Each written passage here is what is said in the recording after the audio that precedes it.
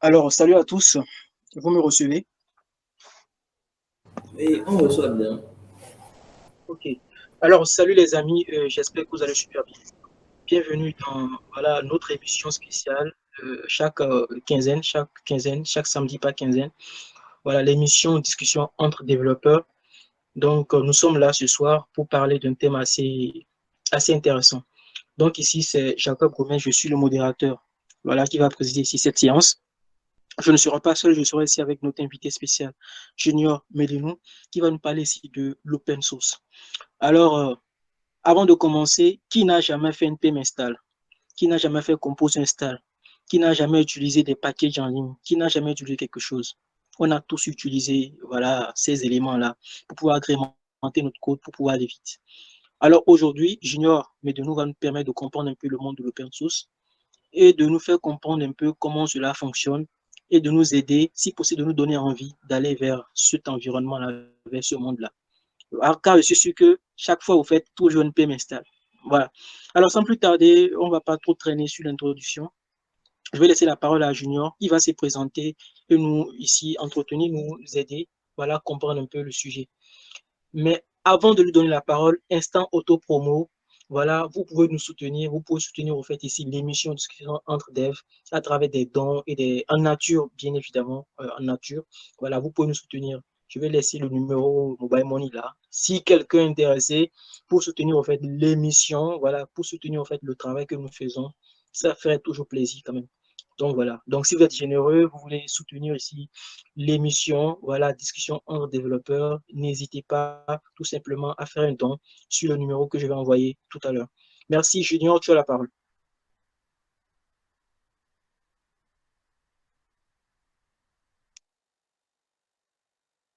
Ok, bien reçu. Est-ce que vous m'entendez? Vous me recevez toujours? Oui, on te reçoit, on te Oh, reçoit. ok, il n'y a pas de souci. Moi, c'est Elikem Medeu. Vous pouvez m'appeler Junior, il n'y a pas de souci. Dernièrement, je mets un peu plus en avant mon prénom Elikem aussi. Donc, je suis surtout développeur mobile ou full stack. Bon, ça dépend de la techno toujours. Donc, ça, c'est pour polyvalent tout de même. Euh, donc voilà, je suis aussi rédacteur technique, j'écris des articles pour vulgariser surtout pour le moment en français sur mon blog personnel, tout ce qui est relatif à Flutter et à Dart. Donc je partage mes expérimentations, mes réflexions, des bouts de code également. Donc voilà, j'aborde aussi des aspects qu'on ne voit pas souvent dans la sphère Dart également, vu que souvent les gens candidats ils pensent souvent à Flutter, alors qu'on fait beaucoup plus de choses à ça, avec ça. Donc voilà aussi. Le reste du temps, je suis très investi dans tout ce qui est communauté, notamment avec le Google Developer Student Club. Je crois que nous étions pas parmi la première génération de Google Developer Student Club au Bénin. Donc moi, j'ai dirigé celui d'Epitech l'année passée. Donc on organisait des événements à destination des jeunes pour leur permettre de mieux découvrir l'informatique, de partager ce qu'ils ont appris entre eux. C'est vraiment ça l'objectif, faire quelque chose pour les jeunes par les jeunes aussi, partager de la connaissance, des ressources, avoir accès à de nouvelles personnes, de nouveaux contacts, etc. Je suis aussi actuellement beaucoup plus avec les GDG sur différents événements, concernant surtout Flutter ou les communautés en Afrique francophone. Donc voilà. Le reste du temps, je passe en journée, mes journées à travailler sur tout ce qui est problématique liée au fintech et au e-commerce en Afrique. Donc, c'est un peu ça. C'est un peu une grosse cartographie de ma personne. Le reste, c'est plus de l'open source. Donc, j'ai un compte Twitter un peu actif, juste où je partage quelques trucs de temps en temps que j'ai bricolé, si ça peut aider quelques personnes. D'où la raison de ma présence ici avec vous ce soir. Ok, super Junior ou bien Elikiem pour ta présentation. On voit que tu es dans beaucoup de choses et tout. Comme tu l'as dit, tu contribues aussi également dans le monde de l'open source. C'est pas, est-ce que tu as prévu un PowerPoint? Comment tu as prévu? Qu'est-ce que tu as prévu comment tu as prévu nous entretenir ce soir? Puisque voilà, j'ai voulu te laisser quatre libres pour le choix, en fait. Mhm. Ok, bon, je n'ai pas fait un gros PowerPoint parce que je crois qu'il y avait aussi un autre intervenant. Donc, je me disais qu'on allait y avoir le modérateur qui allait modérer un peu la Ok, présentation. d'accord. Ça allait être intéressant. D'accord. Déjà, tu peux nous parler un Ouais. peu tu peux nous dire un peu pourquoi l'open source? Pourquoi tu t'es intéressé à ce domaine de l'open source? Quand je t'ai posé la question, tu m'as répondu quelque chose. J'aimerais que tout le monde sache un peu la réponse que tu m'as donnée. Pourquoi, Junior, aujourd'hui, tu t'es investi dans le monde de l'open source? Pour toi, c'est quoi l'open source? Ok. Pour moi, c'est quoi l'open source? Déjà, je suis quelqu'un qui a beaucoup appris grâce à Internet. Donc, même si j'ai fait une école d'informatique, où quand même on nous apprend des trucs plutôt sympathiques, l'essentiel de mon apprentissage, moi, ça a été via Internet, via des forums, via des livres qui ont été écrits par des personnes, via la lecture de code également, etc. Via Stack Overflow et tout ça, via GitHub également. Donc pour moi, l'une des raisons qui a fait que j'ai commencé vraiment à m'investir dans tout ce qui est open source, c'est surtout dans la logique de pouvoir redonner à la communauté bah, ce qu'elle m'a apporté. Moi, c'était vraiment ça qui fait que quand je fais un truc, j'ai de la facilité en fait à partager, à dire j'ai essayé de bidouiller telle ou telle chose. J'ai écrit un article pour expliquer comment j'ai réussi à faire telle ou telle chose. Parce que c'est de cette façon-là que moi j'ai appris. Et c'est de cette façon-là je veux aussi redonner ça. Aussi parce qu'on utilise tous beaucoup d'outils open source, que ce soit des frameworks, que ce soit des packages qu'on utilise pour faire nos projets de tous les jours. Mais toutes ces solutions ont été développées par des gens de façon bénévole qui prennent leur temps ils ne gardent pas ce qu'ils ont appris, ce qu'ils ont fait pour eux, mais ils se disent que ça peut aider quelques d'autres personnes à résoudre des problèmes précis. Ce qu'ils fait, ce qu'ils fait donc, ils mettent des projets en open source, qui font des packages pour accélérer le travail de tout le monde, qui font des frameworks, qui s'associent, qui essaient de mettre du professionnel dans ce qu'ils font pour pouvoir faire avancer l'informatique. Donc, moi, l'open source, c'est vraiment pour contribuer à tout ça, parce que tout ça nous aide au finish. Et faire de l'open source, c'est aider le reste de la tech aussi à progresser et nous entraider également. Donc, moi, c'est ce que c'est ce qui moi me pousse sur, ce qui me drive, c'est le côté vraiment redonner ce que moi m'a apporté à la communauté qui fait que je fais de l'open source actuellement, donc que je fais assez d'open source actuellement. Voilà.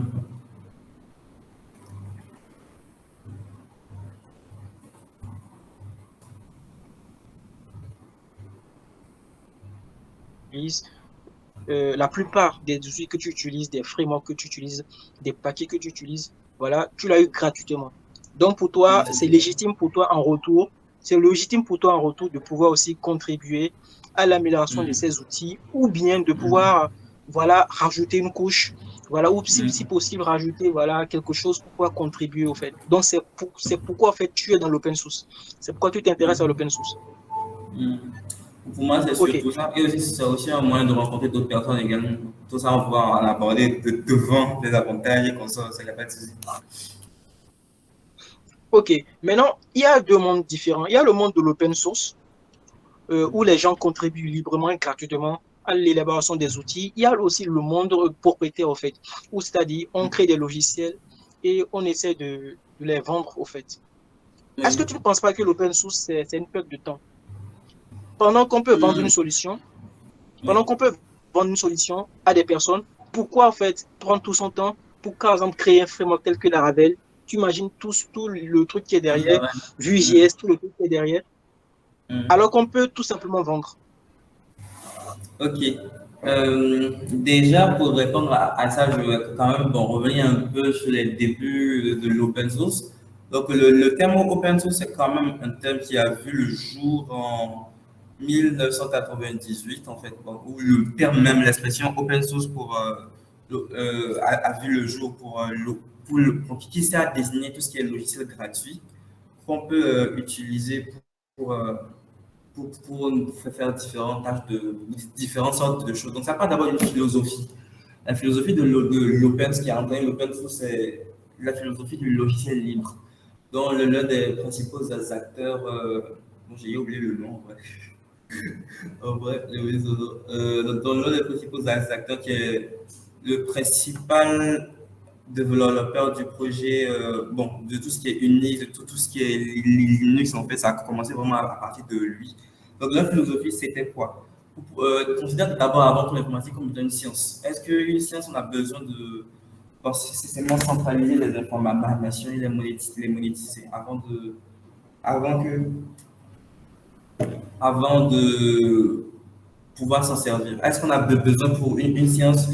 Imaginez maintenant que pour, je sais pas, apprendre une technologie de la physique ou de la chimie, on était tout le temps obligé en fait de sortir de l'argent pour apprendre la connaissance. Les gens qui considèrent que la connaissance doit être la propriété de tout le monde. Et c'est quelque chose à laquelle tout le monde doit pouvoir avoir accès de façon libre et gratuite. C'est là que part d'abord cette philosophie-là. Donc, pouvoir rendre disponible la connaissance gratuitement. Donc, c'est ça qui a entraîné de nombreux projets open source qu'on connaît aujourd'hui, que ce soit à part, que ce soit Linux, qui a donné des différentes distributions que nous utilisons aujourd'hui sur tous nos serveurs, etc. etc. Donc, c'est d'abord cette philosophie-là qui a mené ça. Maintenant, il s'est avéré au fil du temps qu'on a fait un constat assez simple. C'est qu'il était plus facile, en fait, de faire grandir en termes de vitesse des projets open source comparativement à des projets propriétaires. Après, ça dépend naturellement du domaine et de beaucoup de facteurs, mais le constat quand même était que quand vous permettez à vos utilisateurs ou à les personnes qui utilisent une solution eux-mêmes de pouvoir compléter des fonctionnalités, compléter, corriger des bugs, recenser des vulnérabilités et les corriger d'eux-mêmes. Ça permet quand même, dans un certain sens, de permettre à ce qu'une solution soit plus robuste, plus adaptée au plus grand nombre. Et ça permet aussi, en griffe aussi, de réduire en fait le coût et le temps de développement pour pouvoir faire des solutions grand public. Donc, ça, c'est un peu ce qui fait qu'on fait de l'open source aujourd'hui. L'autre raison aussi qui pousse aussi les gens à faire l'open source, c'est vraiment aider d'autres personnes à pouvoir aller plus vite. Imaginez qu'on soit encore en 2023 et que Express.js, par exemple, ou Node.js littéralement était un truc propriétaire. Avant que quelqu'un ne puisse apprendre à faire du Node.js, on soit obligé d'abord d'acheter une licence logicielle dont on n'a même pas accès au code source. On devait payer des formations, ainsi de suite. Donc, en gros, ça allait juste rallonger la courbe d'apprentissage qu'il faut pour apprendre une technologie. Et de façon globale, ça ralentit la tech dans le monde parce qu'aujourd'hui, quand on a des plateformes comme Express.js qui ont été développées, qui permettent à des millions de développeurs de pouvoir créer des produits utiles à tout le monde de façon rapide, efficace et de créer des packages pour pouvoir utiliser ce framework-là, comme Express, pour pouvoir concevoir des solutions.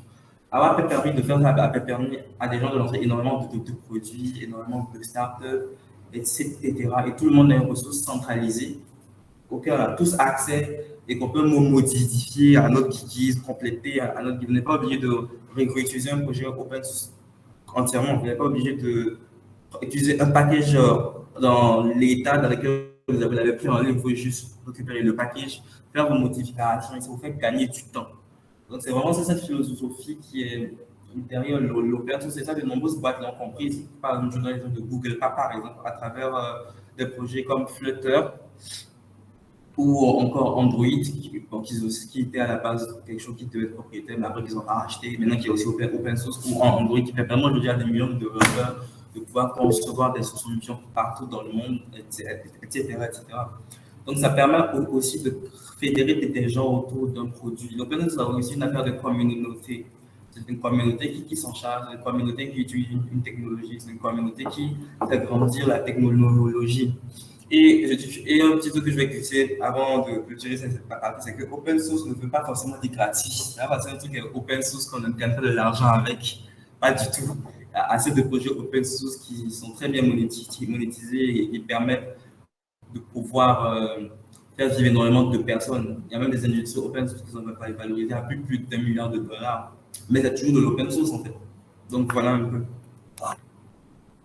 Ok, si j'ai bien compris, ce que tu as dit, c'est que l'open source a fait évoluer au fait le monde de la tech.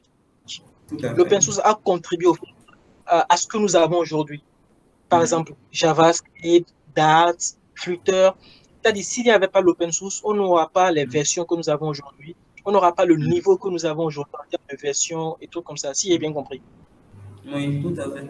Il y aurait beaucoup moins d'innovation qui serait aussi démocratisée. Parce que imaginez que un truc simple que je me donner comme exemple, imaginez même maintenant, prenons le cas par exemple d'une compagnie lambda qui a besoin, par exemple, maintenant d'accélérer sa façon de concevoir des backends en JavaScript.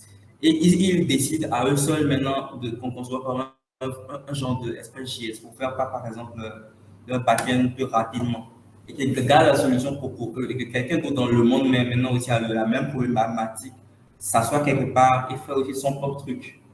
Le souci maintenant qui va avoir, c'est que tout le monde va refaire la même chose à différents endroits du globe. Et puis après, ça risque de compliquer pas mal de choses. Supposons maintenant que vous voulez faire du recrutement. Vous allez donc devoir passer, je sais pas, un bon laps de temps à former les personnes qui vont rentrer dans la boîte sur des technologies qui sont propres à la boîte. En gros, il n'y a pas de réutilisabilité en fait.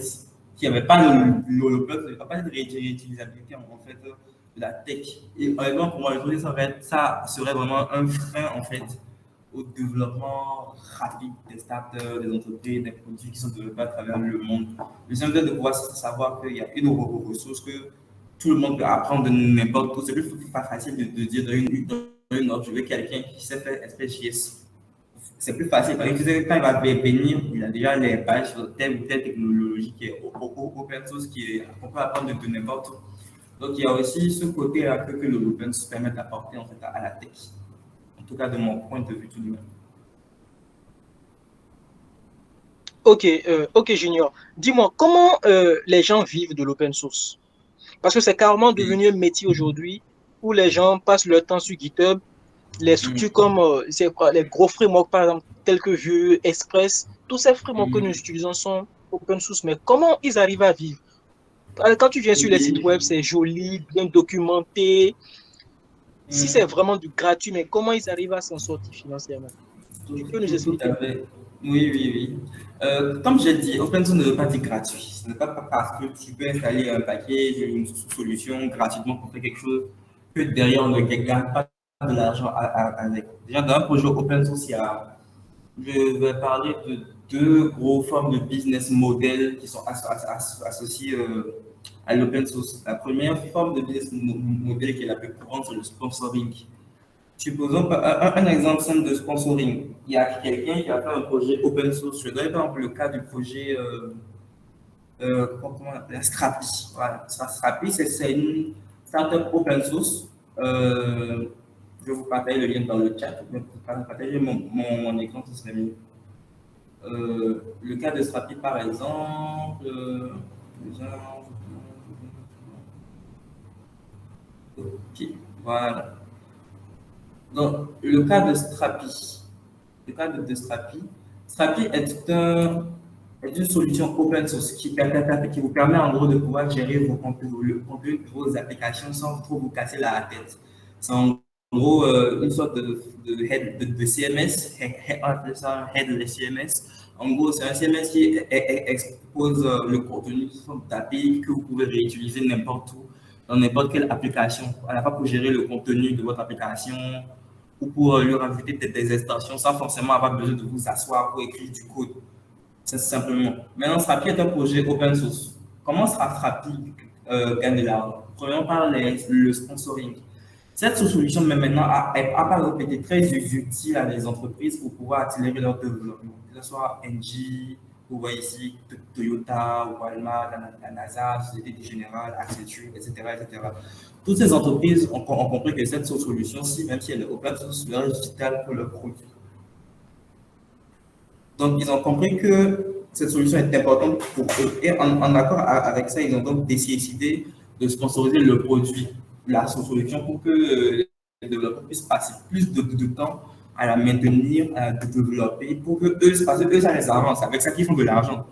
Donc, ils sponsorisent donc des projets open source. Donc, aujourd'hui, il y a même des fonds d'investissement pour les projets open source. Il y en a assez d'initiatives qui sont lancées par des entreprises, par des entrepreneurs pour juste supporter ou sponsoriser les projets open source. Ça, c'est la première forme de grosse forme de monétisation des projets open source. Donc, c'est pour ça que quand vous venez sur GitHub, je vais prendre par exemple quel est le repo Rémi. Là, je vais me rappeler de son nom, hein, pour se l'est.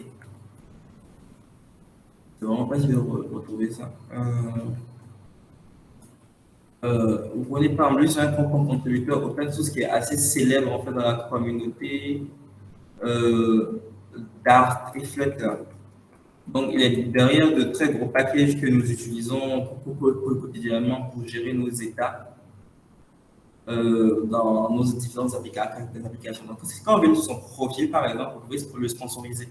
Le sponsoriser, en gros, c'est faire des dons pour pouvoir soutenir son travail, parce que quand même, ça vous aide à vous faire de l'argent.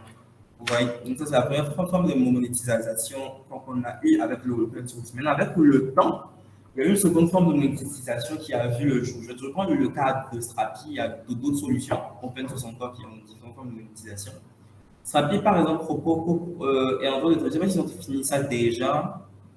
Ok, ils n'ont pas encore fini ça. Donc, vous pouvez donc permettre à ce que la solution soit open source, mais vous permettez par exemple à vos utilisateurs d'énergie pour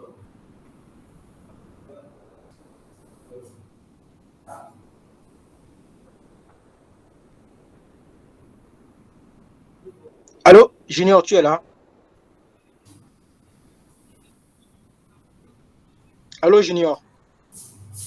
Oui, je suis là. Est-ce que vous, là, me recevez? On dirait que le micro, c'était un peu. Vous me recevez? Oui, mais il y a Allô? toujours un peu il y a un peu de décalage, il y a un peu de décalage. Si tu as mis un Ok. écouteur, si tu peux l'enlever, ça sera bien. Si tu es seul dans ta chambre, ça ne gêne pas. Ça, il n'y a pas de souci. Est-ce que maintenant, c'est bon ou il y a toujours du décalage? C'est bon maintenant, c'est bon maintenant. Ok. Nathan, c'est bon? Ok, super. Ok, il n'y a pas de souci. Donc, dans le cadre de Strapi, par exemple, l'autre forme de monétisation, c'est que Strapi, c'est une solution que vous devez déployer sur vos serveurs à vous.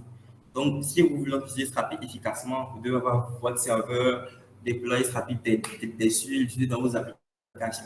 Maintenant, pour les personnes qui n'ont pas envie de faire ça sur leur serveur, Strapi vous propose donc de vous louer leur serveur à eux sur lequel ils ont déjà déployé une instance de Strapi et rajouter quelques petites améliorations, comme par exemple un support plus efficace. Supposons par exemple que si vous utilisez maintenant, vous permettez à Strapi, vous les payez pour qu'ils vous hébergent une instance de Strapi, ils peuvent vous dire que par exemple, en plus de vous héberger ça, nous vous permettons d'avoir accès à un support client 24 heures sur 24. Contrairement à ceux qui sont sur la partie vraiment uniquement open source, quand eux auront un problème, ils vont faire une pull request ou demander Stack Overflow. On peut vous mettre à disposition des personnes qui vont répondre spécifiquement à vos besoins parce que vous êtes un utilisateur premium de la solution. Simplement. Ça, c'est le cas de Strapi, par exemple, qui vend l'hébergement de leur solution. Un autre cas de projet open source qui est très bien monétisé, je vais parler de MongoDB. MongoDB est une solution open source de base. Donc, si vous pouvez aller sur leur GitHub, je crois qu'ils ont de très bons dépôts qui sont assez actifs, qui est de base donc une solution open source. Eux, donc, qu'est-ce qui monétise donc, dans MongoDB? C'est surtout la partie eux-mêmes d'héberger vos instances de MongoDB sur leurs serveurs qui sont éparpillés à travers le monde. C'est surtout ça qui vous vendent ou des avantages plus en entreprise. Parce que MongoDB, vous pouvez avoir vos propres serveurs, installer ça dessus et c'est fini. Vous n'avez plus vraiment à dépenser quoi que ce soit en fait. Mais si vous n'avez pas envie de faire ça sur vous, de plutôt confier la scalabilité, l'agrandissement du serveur et de sa base de données à travers le monde et tout, parce qu'on est dans un monde où les applications font énormément de requêtes. Si vous voulez leur confier cette partie-ci de votre solution, vous payez un abonnement mensuel pour qu'ils vous fassent ça. Voilà comment, grosso modo, deux façons de monétiser les projets open source. Une autre façon que j'ai abordé tacitement tout à l'heure, c'est la partie support client. Vous pouvez vendre à l'utilisateur juste du support client. Vous ne pouvez pas leur dire que le truc est open source, Mais si vous voulez que quand vous avez un souci, on vous répond de la minute qui suit, vous devez payer telle ou telle chose. Donc, il y a plusieurs façons de monétiser un projet open source, dont celle que je viens de vous avancer. Soit se faire sponsoriser, soit de faire de la solution une SaaS, en brief, où vous vendez l'hébergement de la solution, soit vendre du support client. Donc, c'est une grosse façon en fait, dont on utilise un projet open source. Voilà un peu.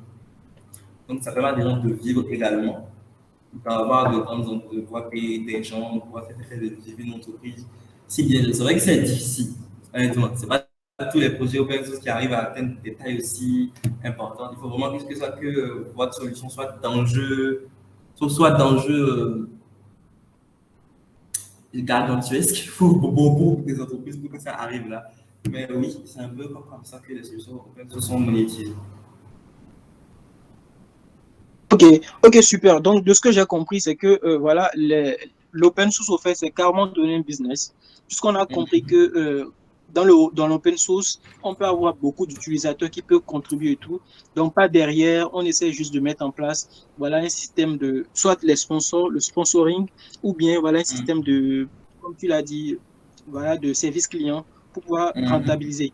Mais non, si le projet est open source, est-ce que le développeur ne peut pas, voilà, grignoter un truc, voilà, puisque c'est open source, donc s'il doit payer, par exemple, 200 € pour avoir le service premium et tout, je ne peux pas aller dans le code modifier des trucs comme ça, ou bien carrément, il y a d'autres, il y a une partie qui est privée. Comment ça se passe pour ces genres d'éléments-là? Parce que si des gens parmi, peut-être que dans le chat, des gens aussi veulent se lancer dans des projets open source, ils veulent en faire en fait un projet de vie. Donc peut-être qu'ils veulent mettre en place une solution comme ça. Comment ils peuvent tout simplement s'en sortir, quoi? Si le projet open source est que les gens doivent souscrire et que c'est 200 €, si je peux modifier le code et mettre 100 € sur la plateforme, comment ça se passe? Ok. Donc, pour un projet open source, je vais parler de deux choses principalement. Je vais parler d'abord des licences. Les licences dans les projets open source, c'est quand vous allez sur GitHub et vous voyez que, bon, je vais vous donner un exemple plus concret en même temps, pour que vous puissiez voir ce que je veux dire. Alors,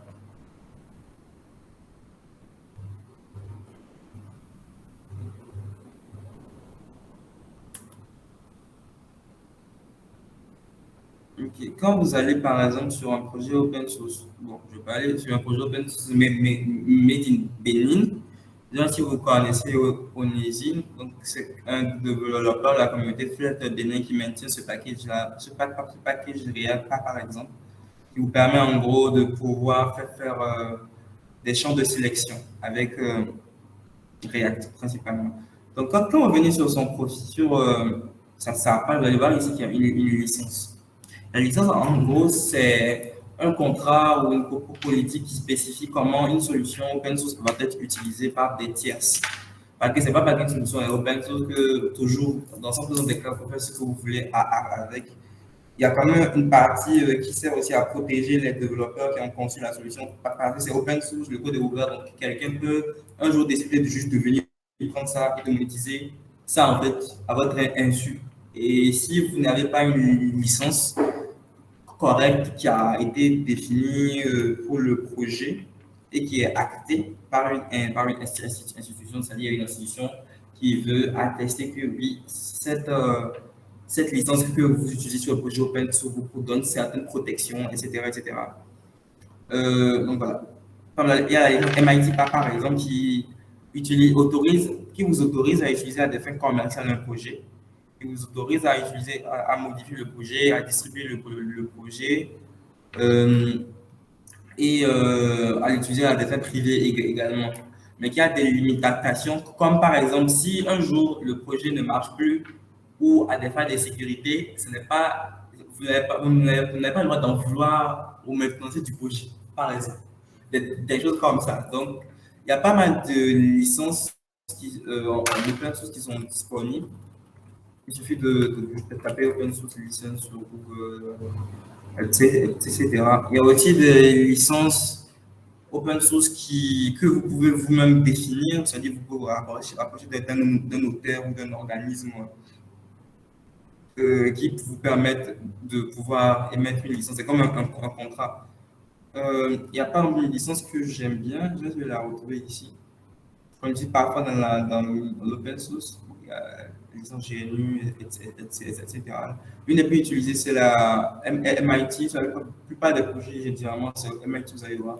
Mais il y a d'autres licences, par exemple, qui n'autorisent pas l'utilisateur, par exemple, à modifier le code ou n'autorisent pas l'utilisateur à utiliser le projet à des fins commerciales, etc. Donc, il y a différents types de licences. Donc, il y a choisi la bonne licence pour son projet. Ça fait un. Le second truc, mais maintenant, c'est que dans l'open source, il y a ce qu'on appelle l'open core. L'open core, c'est quoi? L'open core, c'est un projet open source déjà de base, mais dont c'est seulement une partie du code qui est mis sur GitHub. C'est vrai que c'est open source, mais ce n'est pas tout le code qui est sur GitHub. Je prends le cas par exemple de MongoDB. On a juste une partie du code que vous pouvez utiliser qui est disponible sur GitHub. Si vous voyez un peu. Donc, c'est vrai que quelqu'un peut cloner le repo, il fait ce qu'il veut avec, mais il n'a pas toute la solution finale qui est dans ses mains. Ce qui vous permet donc de garder une marge et de permettre donc de pouvoir avoir un service, d'offrir un service premium à d'autres utilisateurs qui vont payer pour l'avoir dans l'intégralité.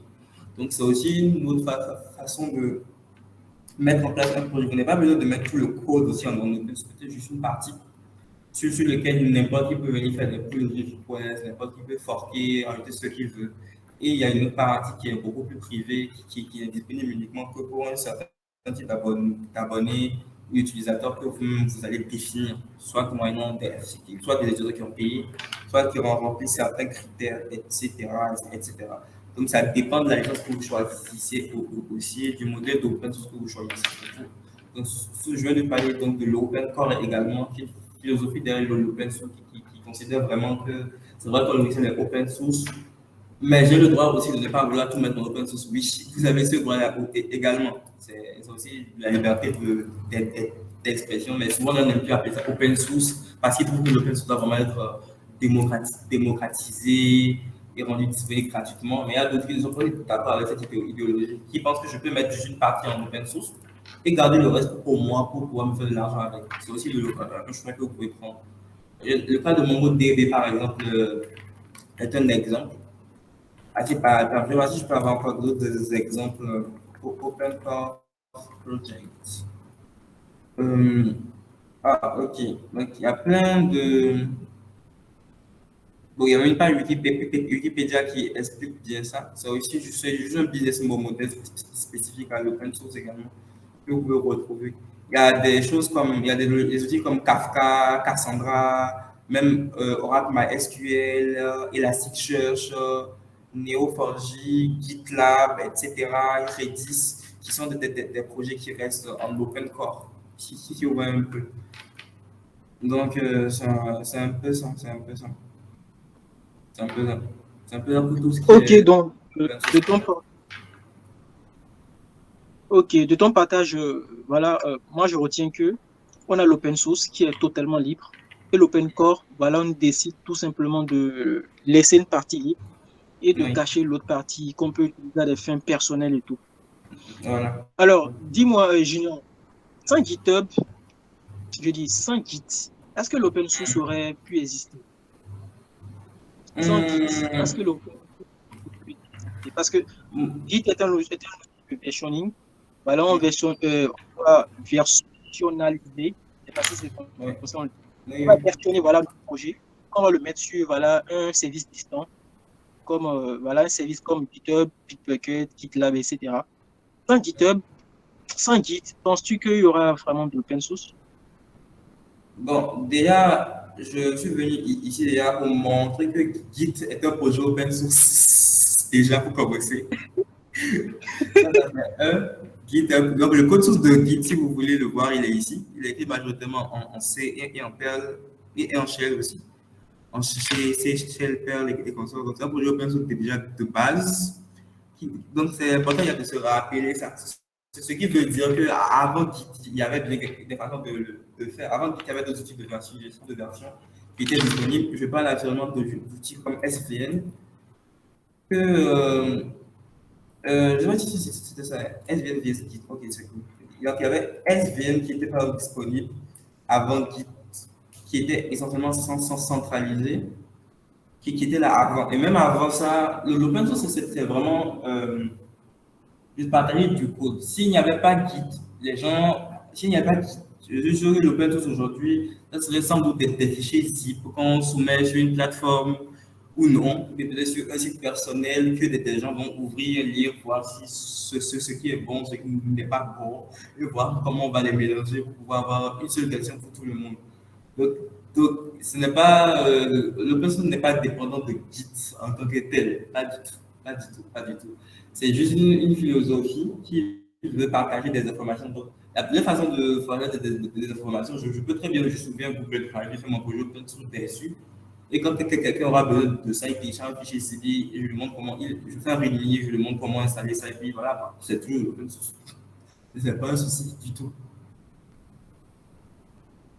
Ok, donc voilà, Git, c'est juste un outil. GitHub, c'est juste voilà, une solution qui permet d'héberger nos codes sources pour que ça soit accessible à tout le monde.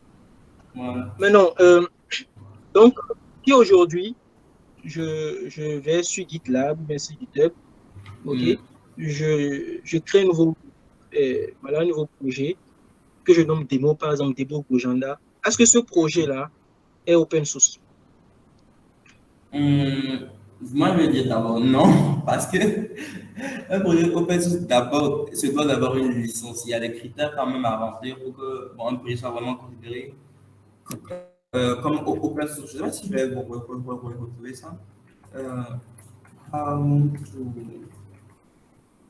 Hum, Donc, si vous pouvez juste comment faire un projet open source sur Internet, ils vont vous lister pas mal de cases à cocher. Déjà, définir une licence, ça c'est important.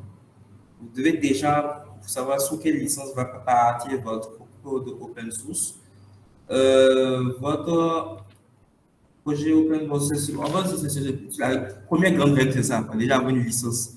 Honnêtement, je ne vais pas dire qu'il y a vraiment beaucoup de choses à faire, mais déjà avoir une licence, permettre à des gens de pouvoir soumettre des modifications, des suggestions pour rajouter des propriétés ou des fonctionnalités et que ce soit accessible et visible de tous. Ce sont surtout les grandes lignes en fait, pour faire un projet open source. Ce n'est pas plus que ça. Ce n'est pas plus que ça, en fait, franchement. Ok, donc aujourd'hui, si je prends GitHub par exemple, je vais Mm. dans GitHub, je crée un nouveau projet, je fais toutes les configurations, je choisis MIT et tout. Est-ce que le projet, selon toi, est un projet open source? Je le mets en public, hein, c'est public, hein, le projet, il est en public. Maintenant, il y a des derniers critères C'est que je open vais quand source. même rajouter. Il y a des derniers critères aussi, souvent dans certaines compétitions d'open source, avant que votre projet soit validé, on vous demande de faire ce qui coche certaines cases. Déjà, avec licence, c'est bien et tout. Maintenant, on demande aussi quand même que le projet ait ce qu'on appelle un fichier contributing.md. Le contributing.md, c'est juste un fichier en fait, où tu spécifies de façon claire comment on contribue à ton projet, quels sont les guidelines, quelles sont les choses à faire, les choses à ne pas faire, et une explication générale de la structure du projet pour que les gens puissent se retrouver facilement. Je pense que c'est un fichier qu'on demande souvent.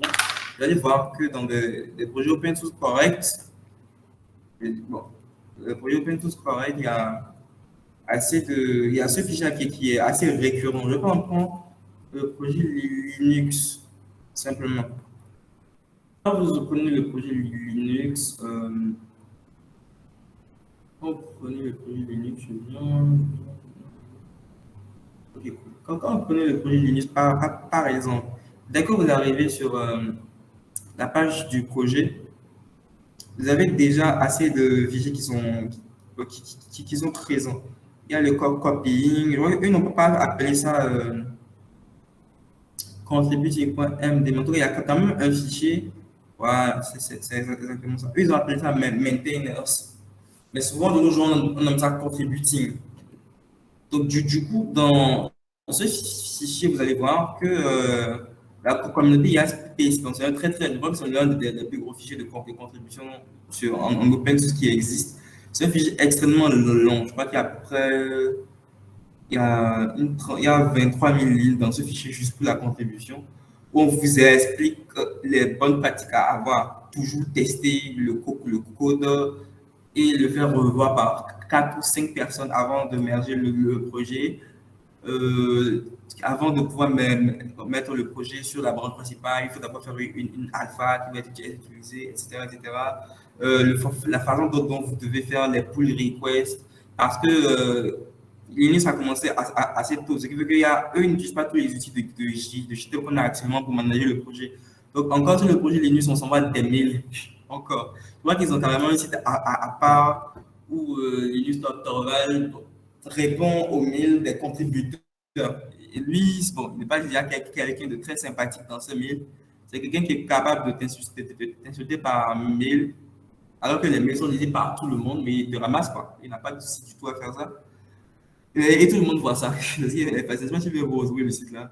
De temps en temps, je venais déçu pour rire un peu, parce que franchement, vous vous rendez compte que les développeurs sont déjà fascinants. Franchement. Donc, il y a un fichier de contributeur qui est là. Ou aussi chez GitHub, il spécifie chaque module de Linux en fait, qui est à la charge de cette partie. Que ce soit un pilote ou un petit truc, tout est spécifié. Donc, si vous voulez faire des modifications pour telle partie, vous savez à qui envoyer un mail. Il spécifie les mails de la personne, les dossiers sur lesquels il travaille, etc. Le projet est relativement grand, on parle quand même de Linux. Quoi. Donc, voilà, dans la plupart des projets, vous allez retrouver ce contributing.md. Je vais essayer de prendre Express par exemple. Désolé pour les fans de PHP, je vais commencer à prendre aussi Laravel pour montrer certains exemples aussi. Voilà. Sur Express par exemple, il y a un code of conduct aussi, souvent un truc ici qu'on demande qui sert à spécifier comment les gens doivent se comporter sur le projet. Si vous êtes on vous dit tout à l'avance, on peut vous bannir du projet pour telle ou telle raison, vous n'avez pas le droit de dire telle ou telle chose, etc. Il y a ça. Il y a le security.md pour les normes de sécurité à respecter. Il y a le contributing.md dont je parlais plus tôt, où il vous spécifie ici comment vous devez vous comporter sur le projet pour y contribuer. À quoi ressemble une pull request sur le projet, quelles sont les grandes lignes que vous devez mettre, etc. Donc, c'est juste c'est déjà qu'on demande souvent un code of conduct, un contributing.md, une licence, un README qui explique le projet quand même. Et c'est surtout ça. Le reste, c'est des trucs accessoires que vous rajouter comme un history.md, security.md, etc. Ce sont des choses où dans une compétition open source, on peut vous demander d'avoir obligatoirement savoir que votre projet de son totalité. Et c'est souvent bien aussi parce que ça permet à ceux qui veulent contribuer de savoir quoi faire précisément dans le projet et aussi quoi ne pas faire. C'est aussi important. Voilà un peu. Ok, super. Merci, Junior. Donc, si j'ai bien compris, voilà, on peut contribuer à des projets open source. Mais non, si je peux contribuer à un projet open source, ce n'est pas vraiment participer, mais ça me fait quand même de la publicité. Voilà. Quand on vient sur mon GitHub, on sent quand même bien, si on vient sur le produit, on sent quand même que voilà, j'ai contribué à 100 projets et tout. Voilà, est-ce que c'est possible? Maintenant, deuxième chose, tu as parlé tout à l'heure des fichiers MD. Donc, de ce que j'ai compris, c'est-à-dire, qu'est-ce que je voulais dire? En fait, de ce que j'ai compris au fait de ces fichiers MD là, ça te permet aussi, en crypto, d'apprendre de nouvelles choses. Est-ce que tu t'es servi une fois de ces fichiers MD pour apprendre des choses? C'est-à-dire, comment on écrit du code pro, par exemple, à l'international et tout, comme tu as pas de contribution, contributeur.md, voilà, des trucs comme ça. Comme il y a pas mal de documents qui montrent un peu comment le code doit être écrit, est-ce que tu as vu une fois de ces documents-là pour monter en compétence, pour apprendre des pratiques, ou bien comment tu fais? Okay. Et par rapport à la contribution, est-ce que tu peux tricher en contribuant pour me faire un Est-ce que je peux? Oui, c'est bon, oui, tu peux parler. Ok. Tu n'as pas bien suivi la première question. Tu disais que si je n'étais pas actif sur un projet, je n'ai pas bien compris la question. La première question. Est-ce que tu peux tricher au fait avec la contribution? C'est-à-dire, tu es une pute, quoi. Donc, tu contribues à tous les projets que toi tu vois. Mais tu n'as jamais fait quelque chose, au fait. Oui, ça peut arriver. par exemple, ça peut arriver, par exemple, tu n'as pas besoin de faire énormément de choses en open source. Bon, un truc tout bête que je donne souvent aux gens qui disent qu'ils ne savent pas quoi faire en open source, il y a par exemple des projets qui ont leur documentation sur GitHub, tout simplement. Comme la documentation de Nest.js, par exemple, sur GitHub. Il y a plein de projets qui ont la documentation sur GitHub ou qui ont leur readme sur GitHub. Tu es en train de lire la documentation et tu vois qu'il y a une phrase qui est mal écrite ou qui n'a pas été mise à jour suite à une mise à jour du framework qui a été fait, du projet qui a été fait. J'ai besoin que de dernière version du antérieur du framework pour faire Hello World. Il fallait faire d'abord, je ne sais pas, espace Hello World. Alors que dans la version actuelle, pour faire un Hello World, on fait espace Hello World et on doit mettre point virgule à la fin. Un truc tout simple, mais qui, par exemple, a échappé aux contributeurs ou aux développeurs quand il fallait mettre à jour la documentation. Ce que tu peux juste faire, c'est que tu modifies ce fichier-là, tu corriges la faute d'orthographe, la faute de formulation, ou tu complètes des informations et tu fais une pull request. Moi, c'est un truc que je fais assez souvent. Il n'y a pas beaucoup de projets. J'ai fait assez de pull request sur beaucoup de projets, mais il n'y a pas beaucoup de projets que je peux dire que je suis véritablement investi en tant que tel. Souvent, moi, pour contribuer, ce sont souvent des outils que j'utilise. Donc, que j'ai installé un package que j'utilise et que je me suis rendu compte que j'ai besoin d'une fonctionnalité précise que normalement le package devait m'apporter. Ce que moi je fais généralement, c'est que je close juste le package en local, je rajoute ce que je veux faire, je teste ça moi dans mon projet, je fais une pull request. Ou bien, j'ai remarqué par exemple qu'une gestion d'erreur n'avait pas été bien faite dans le code. Je dois utiliser le package, c'est moi qui utilise ça, je de travailler avec, et je me rends compte qu'il y a eu une erreur spécifique. Mais ça, et ça ne montre. Je remarque que le papier n'a pas réagi comme je le voulais. Peut-être que je voulais qu'il me trouve normalement une exception. Je voulais qu'il me renvoie un message d'erreur précis parce que l'utilisateur, le développeur du package faisait ça déjà pour plein d'autres modules déjà. Supposons qu'il y avait plein de modules d'authentification ou je ne sais pas quoi, où il suivait un schéma précis de réponse. Et puis tout d'un coup, je remarque que pour ça, il n'a pas fait ça. Là, c'est un truc que moi, je peux juste corriger. Dire que, et faire la poudre, ce n'est pas du tout un problème de qu'on contribue à différents trucs. Le but, c'est juste que la façon que tout le monde utilise et évolue. Même si tu ne contribues pas activement à un projet, même corriger juste une phrase mal faite, il y a beaucoup, parce que ça permettra à d'autres qui vont venir de comprendre ce que le framework fait. Donc, tu apportes quand même quelque chose, en fait. Donc, il n'y a pas de petite contribution. Ce n'est pas que tu n'es pas obligé de contribuer avec du code. Même les designers peuvent contribuer à un projet open source. Tu as remarqué que dans ta boîte, les développeurs utilisent souvent, je ne sais pas, un logiciel pour gérer, bon, une plateforme open source pour gérer leur contenu de l'application. Ou bien, par exemple, ils utilisent souvent un truc pour faire les dashboards admin de leurs utilisateurs sur le site de e-commerce. Et puis, tu remarques que le dashboard là n'est pas en termes d'expérience utilisateur et d'interface, ce n'est pas beau, ce n'est pas beau, ce n'est pas pratique. Tu es un beau designer, mais tu peux aussi faire une pull request du genre, en fait. Tu fais ton Figma, tu corriges les choses, tu fais une pull request où tu dis que tu proposes ce design pour la solution. Ce n'est pas forcément besoin d'être du code. Supposons par exemple que le projet n'a pas un bon logo. Tu trouves que tu peux faire un logo qui cadre plus la philosophie et l'esprit que le projet veut véhiculer. Tu vas sur Canva ou sur le logiciel que tu utilises par défaut, tu fais le logo et tu proposes. Ça n'a pas besoin d'être forcément du code également. Ça peut être juste une relecture d'un fichier qui n'a pas été bien, même un commentaire qui n'a pas été bien fait, où tu remarques que le code manque de commentaires tout court. Là, tu rajoutes des commentaires là où il faut et tu soumets. Quand quelqu'un va insérer le papier là prochainement, il comprendra mieux quelle fonction fait ci grâce aux commentaires que tu as laissés, simplement. Donc, il n'y a pas de petite contribution en open source. Maintenant, pour ce qui est de si des readme ou des fichiers M m'ont déjà aidé à mieux comprendre, à améliorer ma façon de coder, je vais dire oui, ça m'est déjà arrivé de faire ça. Parce qu'il y a des projets open source que je trouve vraiment très intéressants et très importants. Et où je me dis que bon, un jour, j'aimerais être contributeur dessus.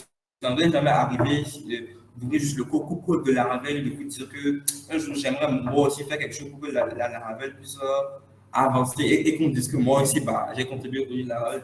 C'est vrai que ça va un peu tous arriver un jour juste d'ouvrir le code de nos frameworks pour voir un peu à quoi ça ressemble et souvent ouvrir grandement la bouche et de vous dire waouh, ceux qui ont codé ça, ils sont trop forts, tu vois. Donc ça arrive. Et qu'en lisant des fichiers pour README, tu veux pas être au courant de quelle architecture a été mise en place dans la solution. Moi, ça m'est déjà arrivé sur pas mal de projets où dans le fichier contributing, quand même départ par exemple, le gars il détaille de façon structurée toute l'infrastructure de sa solution. Il y a tel module contribué à tel module, il y a tel protocole, etc., etc., etc., etc., etc., des choses comme ça. Donc oui, moi, sur ce genre de fichiers-là, m'ont souvent aidé aussi à savoir mieux quoi faire dans le projet. Et vous avez dit que c'est vraiment important. Tu peux par exemple avoir les compétences basiques qu'il faut pour contribuer avec du code dans un projet, mais parce que tu n'as pas compris la structure du projet, tu ne vas pas contribuer. Alors que s'il y avait un fichier diagramme, on te disait que si tu veux rajouter une nouvelle page, par exemple, c'est ici que tu vas. Si tu veux modifier le style du projet, c'est ici que tu vas. Si tu veux compléter des extensions au module, je sais plus, je dis n'importe quoi, HTTP du projet, tu vas dans tel dossier et tu vas ouvrir tel fichier pour faire ça, etc. Ça aide en fait les gens à contribuer. Tout ce que vous voulez faire qui va permettre aux gens de se retrouver dans le code, de savoir quoi faire et quoi ne pas faire pour pouvoir contribuer à un projet. Ben, faites-le pour que le code soit accessible aussi. C'est important que les gens contribuent. Vous ne faut pas que plus un projet va grandir, plus à un moment, vous ne pourrez plus être le seul juste à maintenir ça. Et si quelques personnes viennent vous aider à avancer sur le projet, ce à quoi ça aboutit, c'est que, bah, à un moment, vous allez vous dire que vous n'avez plus le temps de maintenir le projet là, faute de contributeurs, que vous allez fermer. Il y a plein de projets comme ça qui ont dû faire fermer par manque de contributeurs. Ce n'est pas que le projet n'a pas beaucoup d'étoiles, le projet a 10 000, quelques étoiles. Ça a plein de forces, mais les gens n'arrivent pas à contribuer efficacement.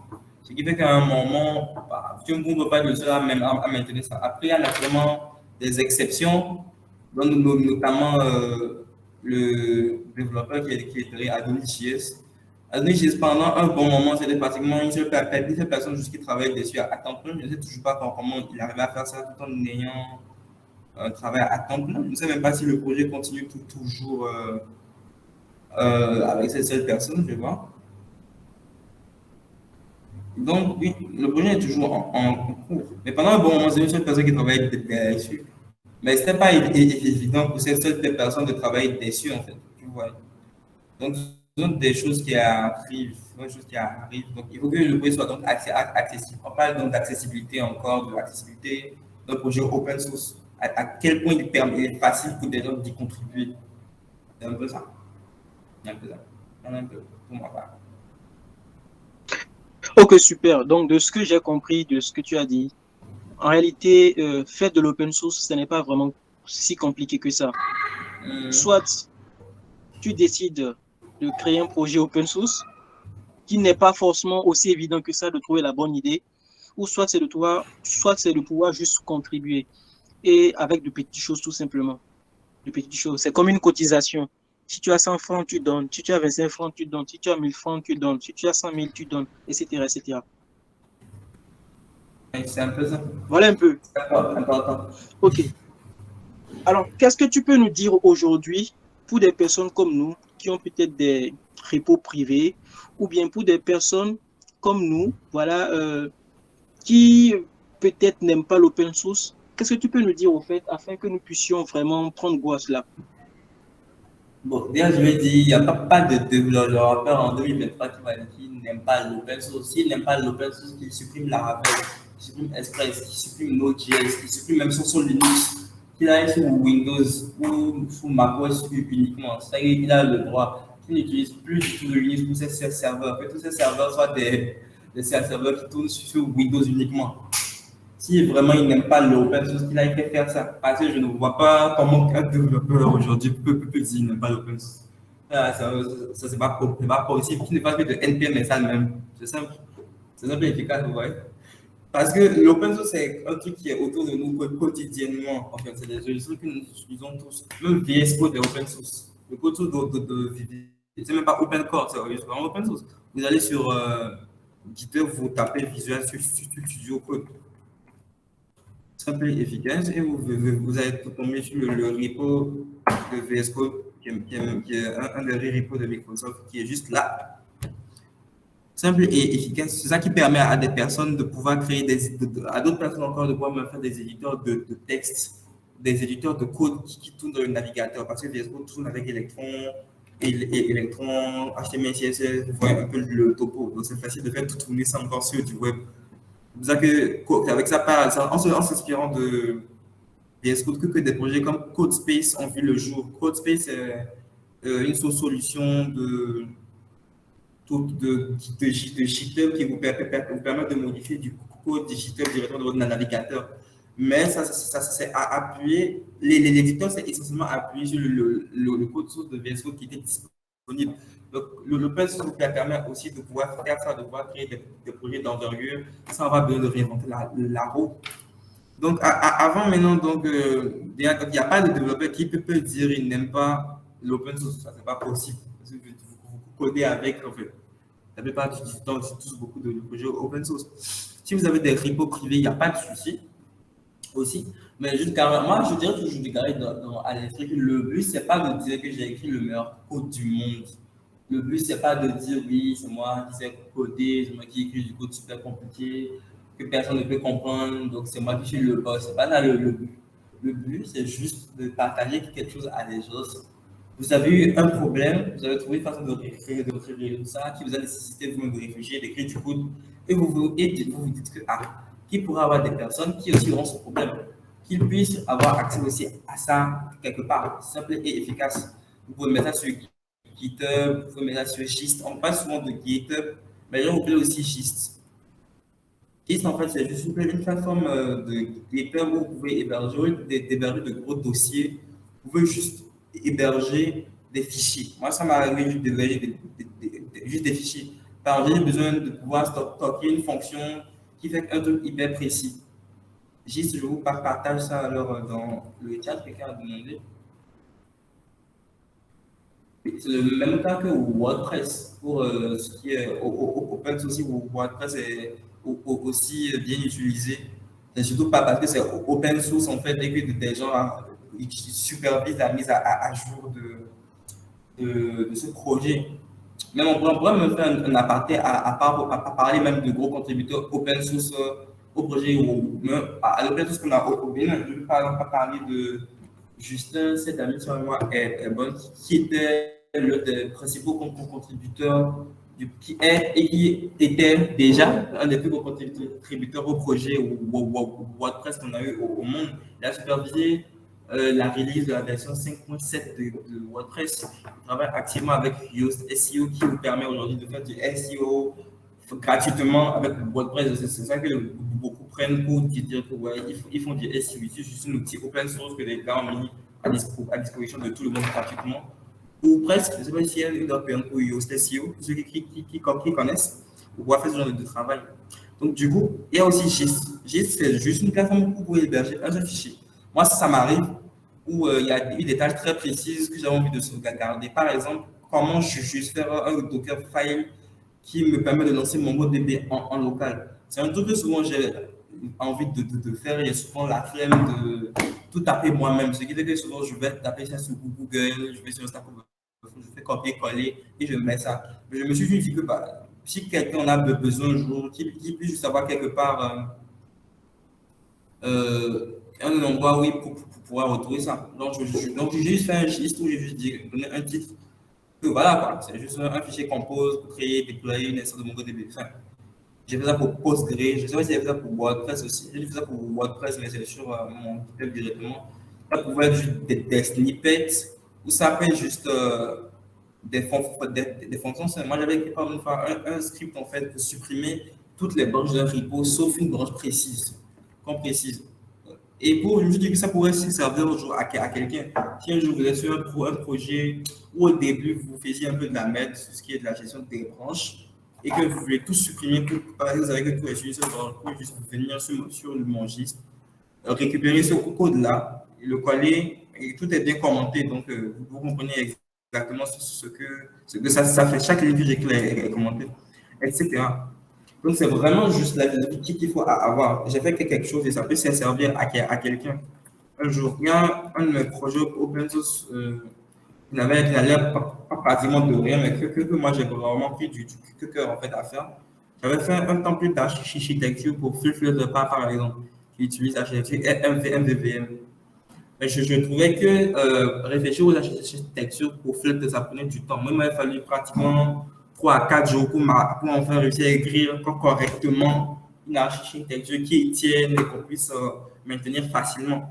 Donc, pour éviter les gens, pour éviter à d'autres personnes de se casser la tête et encore à passer 2 3 jours à googler partout comment faire l'architecture avec Flutter.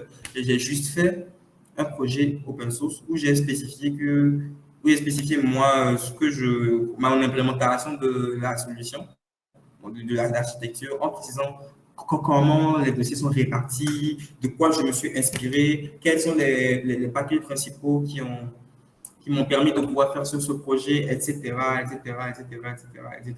Quel est le rôle de chaque fichier, quel fichier fait quoi fait quoi, etc.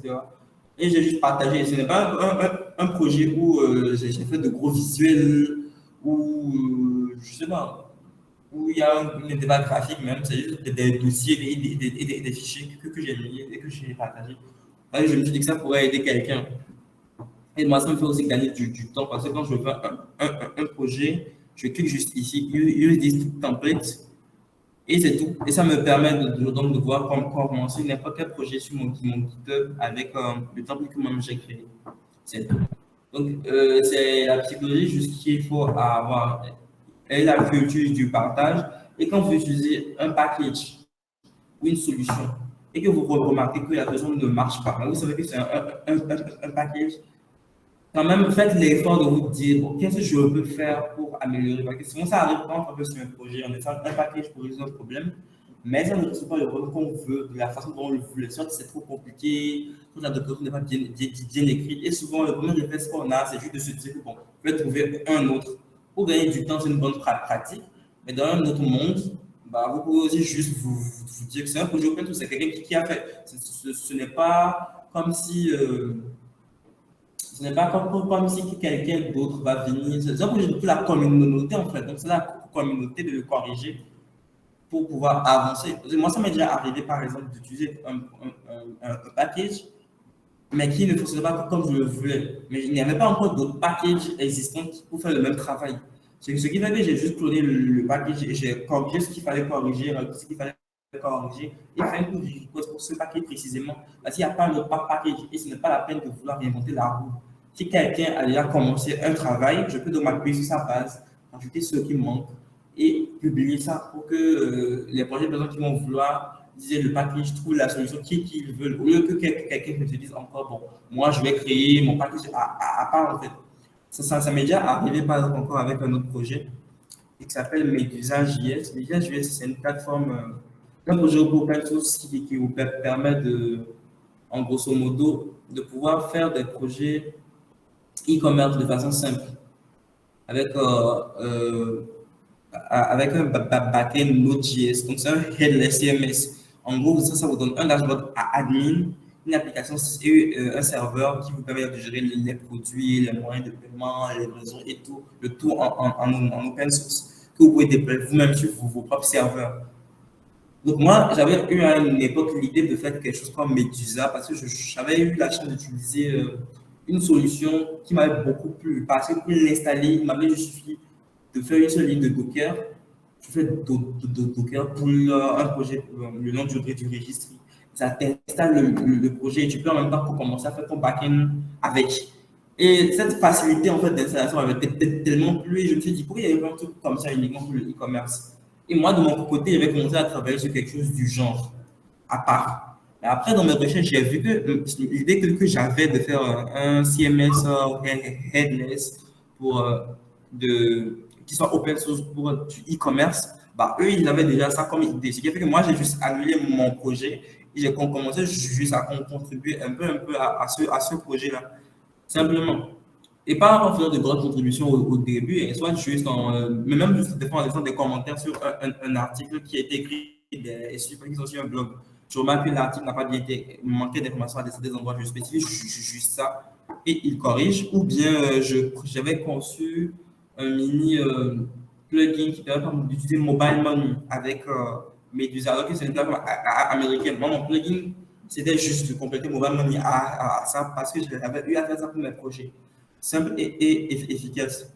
Donc, vous n'avez pas besoin de réinventer la roue. Si vous trouvez que quelqu'un fait déjà en open source quelque chose que vous avez comme idée de faire, essayez juste de voir comment contribuer simplement. Si aussi, par exemple, il y a une API dont vous avez eu, bon, qui n'avait pas par exemple de SDK dans le langage que vous utilisez et que vous êtes levé, vous avez dit que bon, il me faut un SDK pour le langage là, pour le langage à cause de telle ou telle API. Au lieu parfois de vouloir faire l'API vous-même, vous pouvez vous renseigner sur le fait pour voir s'il n'y a pas quelqu'un qui a commencé un travail dessus dans votre langage de programmation et contribuer. Au lieu de vouloir rester dans votre coin et dire que bon, moi je vais faire mon truc à part, ça sera pour moi. À moins que ce que l'autre a fait, franchement, vous trouvez que ça n'a pas été du tout bien pensé. Ça peut arriver, vous voyez que la cuisine n'est pas bonne, l'énergie avec le contributeur n'est pas bonne et vous décidez vous-même, d'accord, à part de faire vous-même votre version du paquet avec ce que vous considérez comme étant beaucoup plus robuste et plus fiable en termes d'architecture, qualité de code et de communauté aussi autour. Donc, c'est un peu ça. Donc, c'est un peu ce qui pourrait vous emmener à faire de l'open source, que ce soit vraiment la volonté de partager et de faire avancer les choses. Si un package ne marche pas, c'est pas comme si on avait payé quelqu'un, on payait quelqu'un pour faire ça toujours. Des fois, même c'est quelqu'un qui a juste fait ça en bénévole. Peut-être dans sa boîte, il y a eu un souci, il a résolu le souci, il partage ça avec vous. Si un problème, bah, partagez, veuillez corriger ça et faites une pull request. Et puis, c'est tout. Voilà un peu. Ok, bon, avant de reprendre la question que quelqu'un a posée, Junior, bien, Elikiem, bon, bref, Bon, comme tu dis-moi, veux, il n'y a pas de souci. euh, aujourd'hui, je veux me lancer dans. Je vais créer. D'abord, quelle est la différence entre le packaging, comment on appelle les créateurs de package, de librairie, et ceux qui font de l'open source? Parce que j'ai l'impression que c'est différent en fait. Ok, C'est un peu donc différent ça en peut fait. arriver qu'il y ait des différences, mais c'est souvent mineur. Un package peut être open source ou pas. Ça dépend de beaucoup de choses en fait. Mais généralement nous, les packages sont open source parce que bah, on les installe via des trucs comme npm install ou comme composer install. Il faut que ça soit rendu disponible quelque part en fait. Si tu vois un peu ça, ça peut arriver que le gars décide de garder les sources de son package privé, mais après c'est une utopie parce qu'une fois que je fais npm install, je télécharge pas ton code. Parce que ton repo est privé, que j'ai fait npm install de ton package que je ne vais pas avoir le code, même si tu l'as mis en privé, ben voilà, moi j'ai accès à une partie du code aussi, je présente une partie. Celle que j'ai mis sur la branche principale, les autres branches, je vais les garder pour moi ou autre. Donc voilà, ça arrive. Donc c'est à peu près souvent la même chose. Bon, après, ça peut arriver. En général, les paquets sont open, les SDK, les paquets sont open source. Mais après, ça dépend. Par exemple, il y a des SDK ou des packages qui sont peut-être propres à une IDE précise. Je vois que par exemple, si je prends Visual Studio, pour ceux qui font du C#, par exemple, sur Microsoft, il y a des packages ou des dépendances que tu peux, des extensions valables que tu peux rajouter à Visual Studio, mais qui ne sont pas open source. Ce sont des dépendances qui sont uniquement disponibles sur les systèmes de Microsoft et qui s'ajoutent en fait en somme, comment on ça en français, euh, et qui s'ajoutent de façon discrète en fait à votre IDE sans que vous n'ayez accès au code. Là, les gars, ils ont fait un SDK ou un package, mais qui ont émis des boîtes noires. Vous utilisez juste le résultat, mais vous ne voyez pas le code. C'est une pratique assez fréquente, par exemple, sous Mac. Je peux te donner l'exemple par exemple de Swift. Vous ceux qui connaissent un peu Swift ou Objective-C. Swift, par exemple, c'est un framework qui permet de faire des applications pour iOS. Mais maintenant, Swift, quand vous installez Swift, en fait, Swift vient vous installe avec Xcode, qui normalement est bonne, je ne dis pas de bêtises. Ce qui fait que quand tu installes Swift, ça doit être en gros un SDK, mais le code source, il n'y a pas accès. Ce n'est pas comme avec des trucs comme comment on appelle ça, comme Laravel ou où tu peux cliquer sur telle classe de Laravel pour aller voir comment le code tout ça a été implémenté. Avec Swift, c'est une boîte noire. Ça ne va pas te dire que à telle ligne dans le code de Swift, il y a eu telle erreur qui a renvoyé. Ça ne va jamais te dire ça. il te donner une aperçu, un aperçu sommaire de l'erreur sans que tu n'aies accès au code source. Eux, ils vont faire le SDK et leur package, par exemple, mais qu'ils ne sont pas forcément accessibles à tous. Donc, il y a des façons de cacher ça pour que le code source soit pas accessible à tous. Donc, voilà un peu ce que je peux dire sur ça.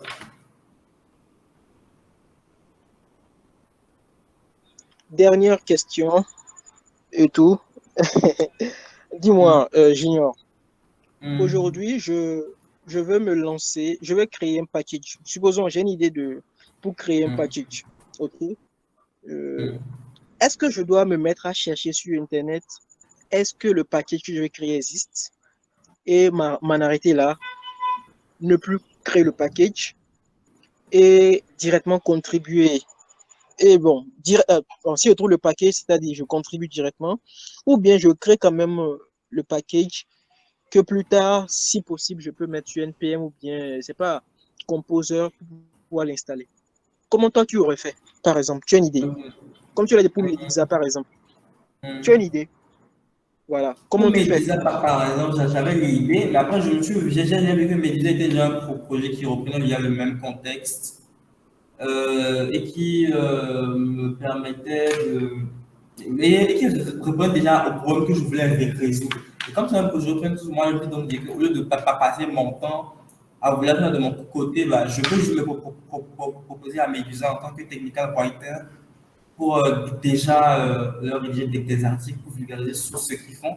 Je peux me représenter en tant que contributeur pour ajouter des packages pour voir que des gens qui sont au Bénin, par exemple, puissent intégrer FEDAP ou KKP, par exemple, avec Medusa. C'est déjà là, en fait. Donc, ce que moi, je fais comme maintenant, quand je fais un projet open source, bon, c'est Medusa qui m'a appris ça, c'est que si j'ai une idée de projet open source qui peut être sympathique, ou bien simplement, par exemple, je veux faire un package pour utiliser une certaine API d'un service qui n'existe pas encore dans ma langue, dans mon langage de base. Je peux d'abord chercher s'il y a quelqu'un qui a déjà fait ça. Ça m'est déjà arrivé encore avec un autre projet. Ce cas de figure. C'est par exemple, bon, il y a beaucoup, je vais vous filer l'information, il y a beaucoup qui ne connaissent pas ça, mais je vais vous faire découvrir ça. Il y a le projet d'État, qui est un projet qui vous permet de faire, qui vous offre du stockage de fichiers, de données en quantité, peut vous offrir jusqu'à 10 gigas de stockage de fichiers et de données en NoSQL gratuitement. Moi, quand j'ai découvert Data, c'était vraiment ça. Data est vraiment super pour stocker des informations. Et ils ont une API qui est disponible. Vous prenez juste votre API key et ensuite vous faites juste des push, vous voyez, des posts, des puts, des puts, pardon, des patchs, etc. pour pouvoir rajouter ou supprimer des informations sur Data. Donc, moi, maintenant, je me suis dit que ça aurait. Je voulais donc commencer à utiliser Data dans certains de mes projets, Flutter, parce que je fais essentiellement du Flutter. Donc, je voulais donc faire alors un package qui va utiliser, empaqueter leur API pour pouvoir faire en sorte que les gens puissent facilement utiliser Data. Mais vu que je reviens de mon expérience avec Medusa, je me suis dit, alors, demain d'abord, est-ce qu'il n'y a pas quelqu'un qui fait déjà ça? Parce que moi, j'avais commencé à travailler dessus. Et après, je me dis, c'est mieux que je me calme et que j'aille voir s'il n'y a pas quelqu'un qui fait déjà ça. Et là, j'ai remarqué qu'il y avait déjà quelqu'un qui, je crois, un mois juste avant moi, avait déjà fait une partie du travail là, en reproduisant de meilleurs patterns, une meilleure architecture que moi. Donc, qu'est-ce que moi j'ai décidé juste de faire? Devenir contributeur dessus. Il n'y a pas eu de problème avec, en fait. Donc, si vous voyez dans la liste des contributeurs, vous allez voir mon nom par exemple. Simplement, il avait déjà fait donc, le travail. Moi, je lui ai donc proposé donc, quelques petites modifications pour améliorer un peu le paquet, parce que la structure m'avait beaucoup plu. Il utilisait de très très bons principes. Moi, quand j'ai lu son code directement, j'ai compris que lui, c'est un senior, pas par exemple, parce que la structure est très avancée. Il vous permet par exemple dans le projet de pouvoir utiliser deux clients HTTP différents pour la même API. Donc, il a fait deux implémentations différentes avec le package HTTP qui vous plaît. Parce que dans la communauté date, on a un package qui s'appelle Dio, qui permet de faire des requêtes HTTP. Un autre package qui s'appelle HTTP aussi, qui permet aussi de faire le travail. Donc, lui, il a fait tout un travail d'architecture, le code est vraiment très bien travaillé et tout, que moi, j'avais apprécié. Donc, au lieu d'aller refaire le projet, qui à la fin n'aurait jamais été aussi qualitatif que le sien, parce que je n'avais pas aussi, en lisant son code, j'ai appris beaucoup de choses en fait. C'est comment je pourrais mieux structurer mes codes à l'avenir, peu importe le langage. Donc, je suis devenu contributeur sur le projet, ça simplement, pour faire le travail que. Donc, je continue en fait mon idée, mais je le fais avec la communauté. C'est vraiment ça le truc.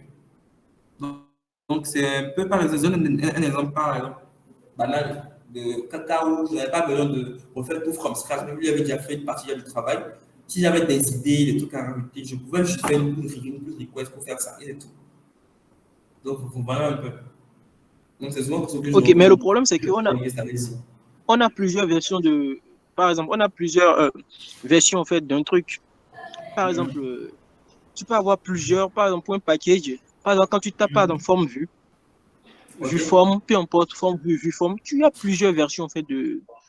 Tu auras plusieurs versions. Tu auras plusieurs packages, Ouais. en fait, bien plusieurs éléments Ouais, je vois ce que qui vont tu, je te vois ce que tu veux dire. proposer. Donc, moi-même, en fait, si j'ai bel et bien envie de, c'est-à-dire, peut-être pas égaux, ou bien je De veux faire moi quand même quelque aussi chose avoir. dedans. Oui. Non, Est-ce il n'y que a tu pas de souci. recommandes ça ou bien tu préfères. Ouais, Non. ouais, si, Est-ce si, que tu si tu veux, recommandes toi, mais ça? tu fais.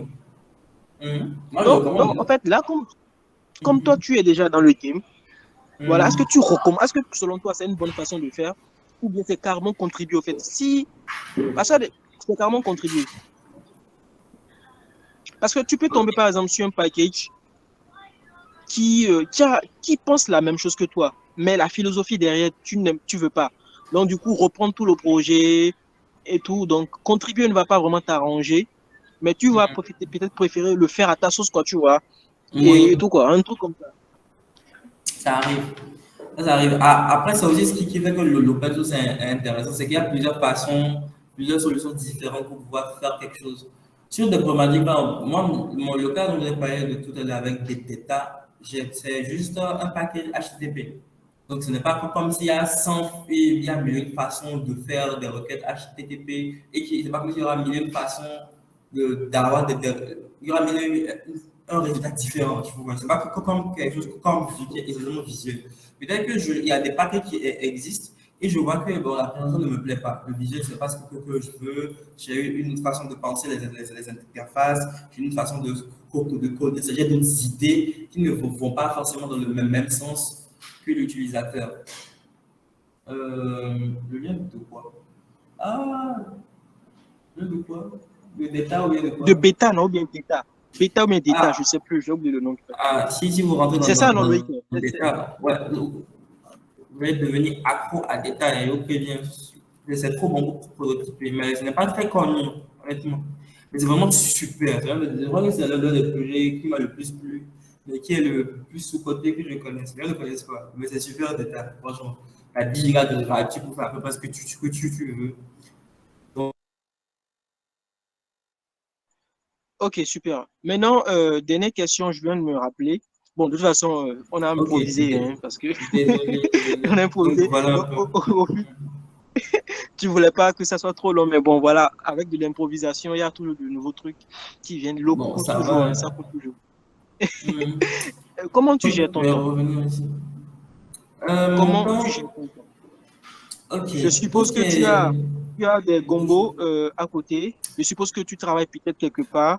Je suppose Oui. peut-être qu'il y a les cours qui sont là. Comment tu gères, Hmm. tu arrives à gérer ton temps? Il y a aussi le temps pour apprendre de nouvelles choses. Comment tu fais? Hmm.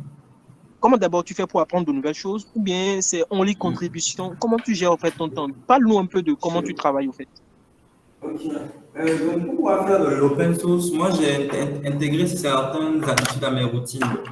Pour ceux qui me suivent sur GitHub, je dis que quand vous ouvrez votre GitHub, vous voyez que souvent je start assez de repos. C'est un truc que je fais chaque jour. Genre, souvent, quand vous venez sur GitHub, vous voyez il y a une partie Explore Repository qui vous permet en gros de voir les dernières tendances ou les derniers packages qui ont du buzz en grippe sur des langages et technologies que vous utilisez très souvent. Donc, moi, c'est d'abord souvent avant de commencer à travailler, moi, c'est un endroit où je viens.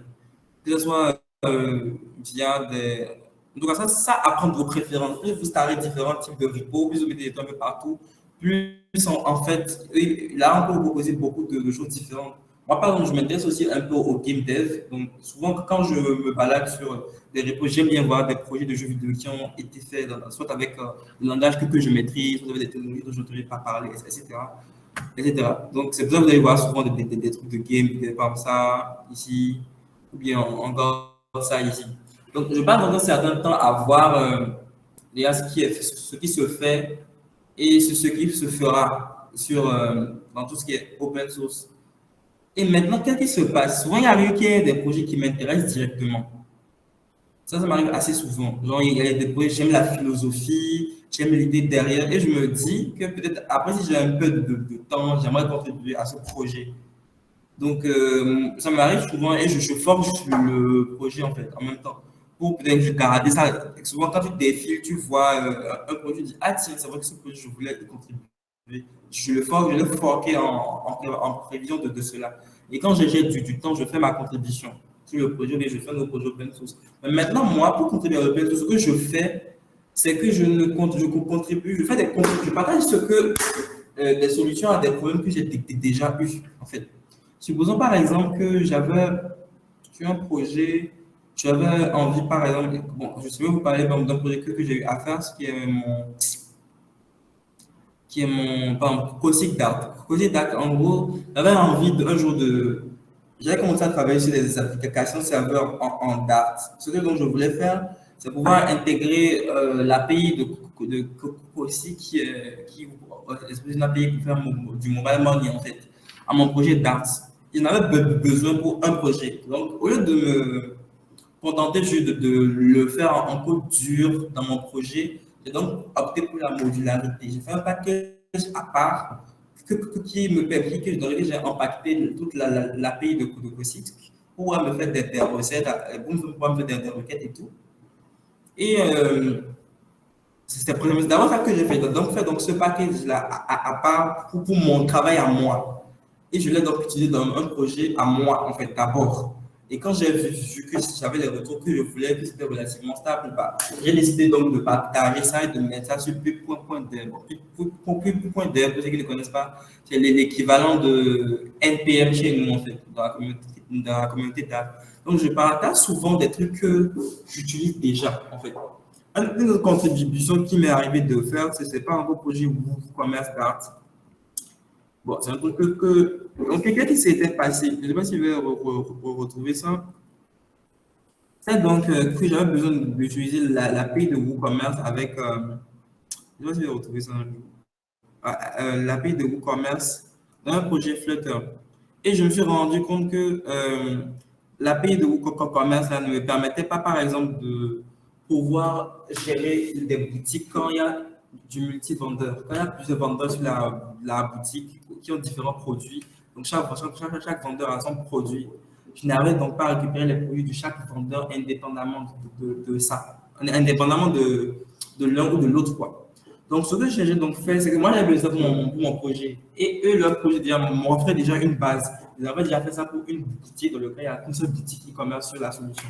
Ce que donc j'ai dit de faire, c'est quoi? J'ai cloné donc alors le projet, j'ai complété les fonctionnalités dont j'avais besoin et après, j'ai fait une pull request pour leur proposer mes ajouts. Mais c'était un truc dont j'avais besoin sur le moment et eux, ils avaient déjà la base dont j'avais besoin. Donc, ce que moi, j'ai donc fait, c'est juste que j'ai cloné ça. J'ai rajouté des trucs dedans, j'ai fait une pull request qui a été validée par la suite, c'est tout. Ce n'est pas comme si je me lève et je fais les choses juste comme ça. C'est souvent des trucs qui ont un rapport direct avec mon travail, des trucs dont j'ai besoin pour avancer. Des packages qui n'étaient pas complets. C'est pour ça que je me disais qu'il y a des packages qui ne sont pas complets.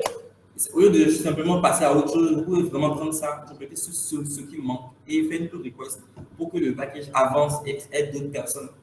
Donc, c'est un peu comme ça que je fais. Et puis après, maintenant, il m'arrive de vouloir apprendre de nouvelles technologies. Souvent, quand je vais apprendre une nouvelle technologie, je pouvais faire ça en open source. Parce que après, je me dis, c'est plus facile après de pouvoir dire à quelqu'un que je sais faire telle ou telle chose avec telle ou telle technologie. Si directement, je peux lui envoyer un repo où il peut voir ce que j'ai fait, en pratique. Moi, c'est aussi dans cette optique que je fais de l'open source. Pouvoir montrer facilement aux gens ce que je sais faire et à quoi ressemble ma façon de coder. Parce qu'on peut tout dire, mais aujourd'hui, de plus en plus d'entreprises et de recruteurs aiment bien voir à l'avance comment vous codez. Est-ce que vous utilisez, chez eux, ils utilisent du clean code. Est-ce que toi, tu sais déjà faire du clean code? Ils vont simplement aller sur votre GitHub pour voir comment vous codez de façon simple. Ce qui fait que quand vous voulez par exemple apprendre une nouvelle technologie ou tester une façon de le faire, moi, ce que je fais, j'en fais un projet open source. Bon, ce projet open source, c'est que j'avais envie de faire une application full stack en Dart en exploitant toutes les bonnes pratiques de développement d'acquis, de développement que j'ai acquises avec mon expérience dans le back-end, avec des technologies comme Express ou Nest.js. Donc, qu'est-ce que j'ai donc fait?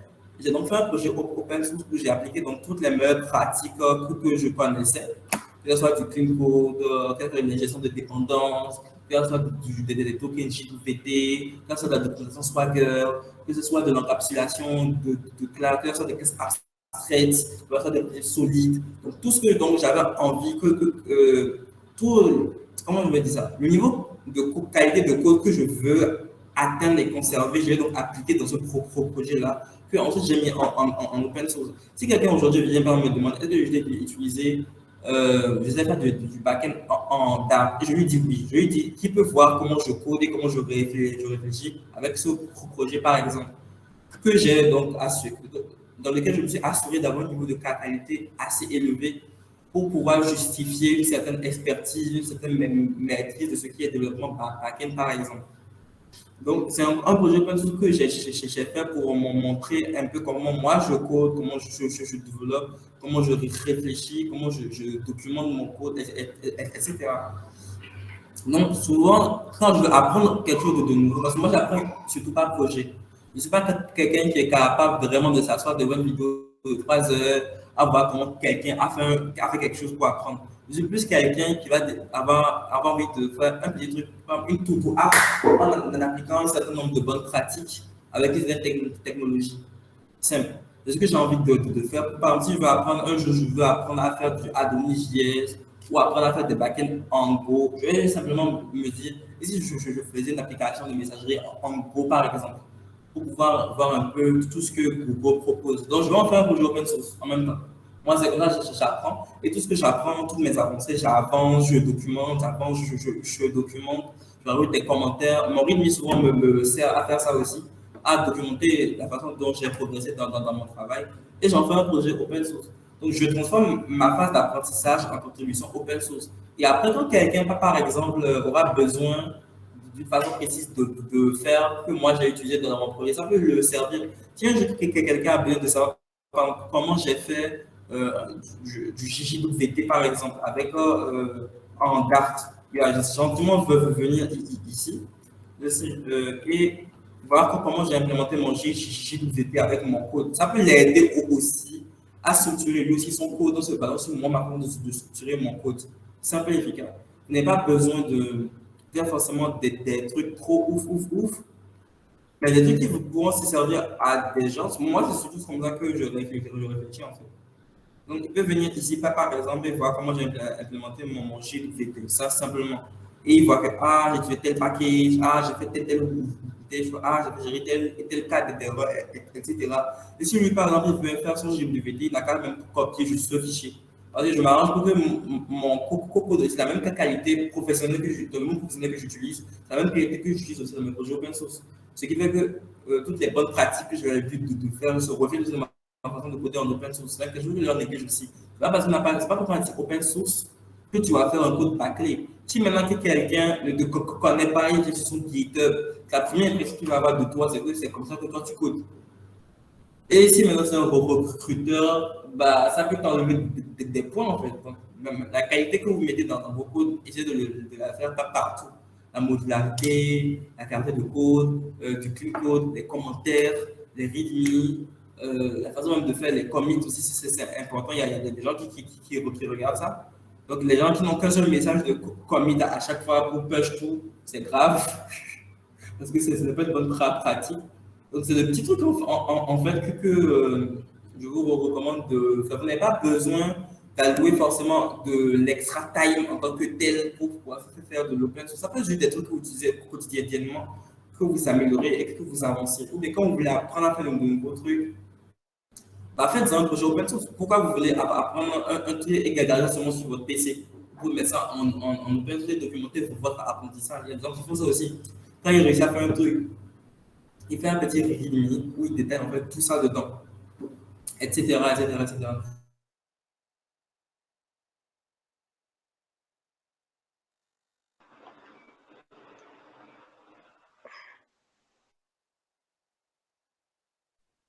Allô, Junior, tu me reçois? Junior, tu me reçois? Est-ce que vous me recevez dans le chat? Est-ce que quelqu'un me reçoit? Donc, c'est chez lui le problème.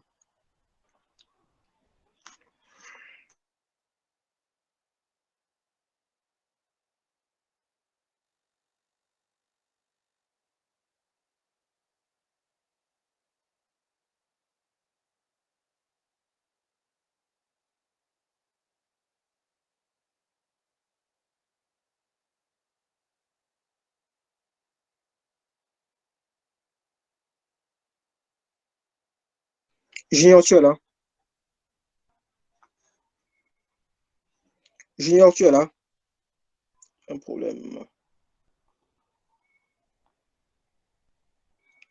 Va quitter. Est-ce que vous avez des questions en attendant qu'il rejoigne le Meet? Ceux qui veulent poser des questions, vous pouvez lever la main. On va prendre deux, trois questions.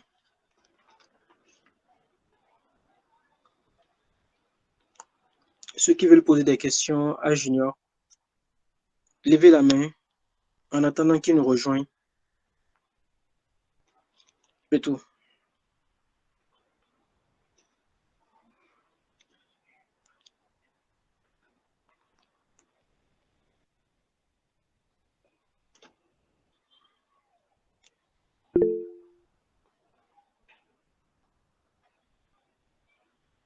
Des questions?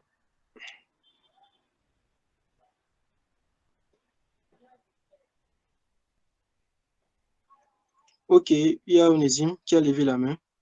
Quelqu'un d'autre?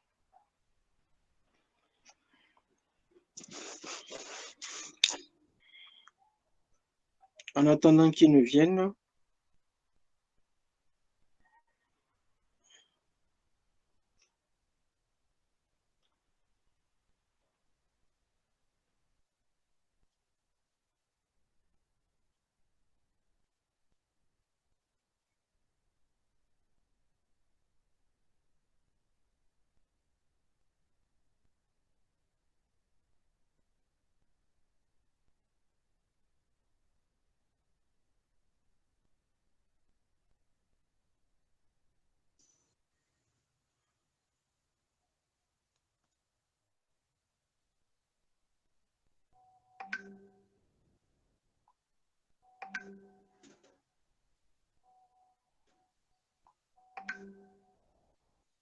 Ok, donc il revient déjà. Ok, Onésime, c'était quoi la question? Il m'a écrit qu'il m'a dit qu'il revient. Euh, Est-ce que vous me recevez? Oui. Ok, ma question, elle est toute simple, hein. Ça s'adresse à toutes les personnes qui font de l'open source. Euh, Si on peut avoir plusieurs avis, ça serait intéressant. J'aimerais savoir comment vous arrivez à gérer, par exemple, entre votre travail, votre vie personnelle et l'open source. Parce que si dans la semaine, vous travaillez quelque part, par exemple, et que vous devez faire de 8 heures à 18h30 par exemple, ou de 9 à 19h. Quel temps, comment vous arrivez à gérer pour pouvoir travailler, à faire de l'open source? Parce que je vois par exemple, en fin d'année, les gens partagent leur profil GitHub et tu vois des casse faits partout. Je me demande mais comment ils arrivent à trouver le temps pour pouvoir faire tout ça. Donc, c'est juste pour savoir. Ok. Je pense que Junior n'est pas encore là. Est-ce que quelqu'un dans l'assemblée fait de l'open source? Ou bien qui peut donner une réponse à Onésime?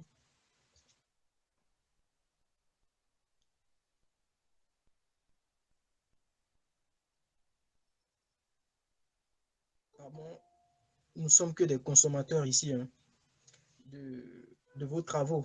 Donc, il n'y a pas vraiment.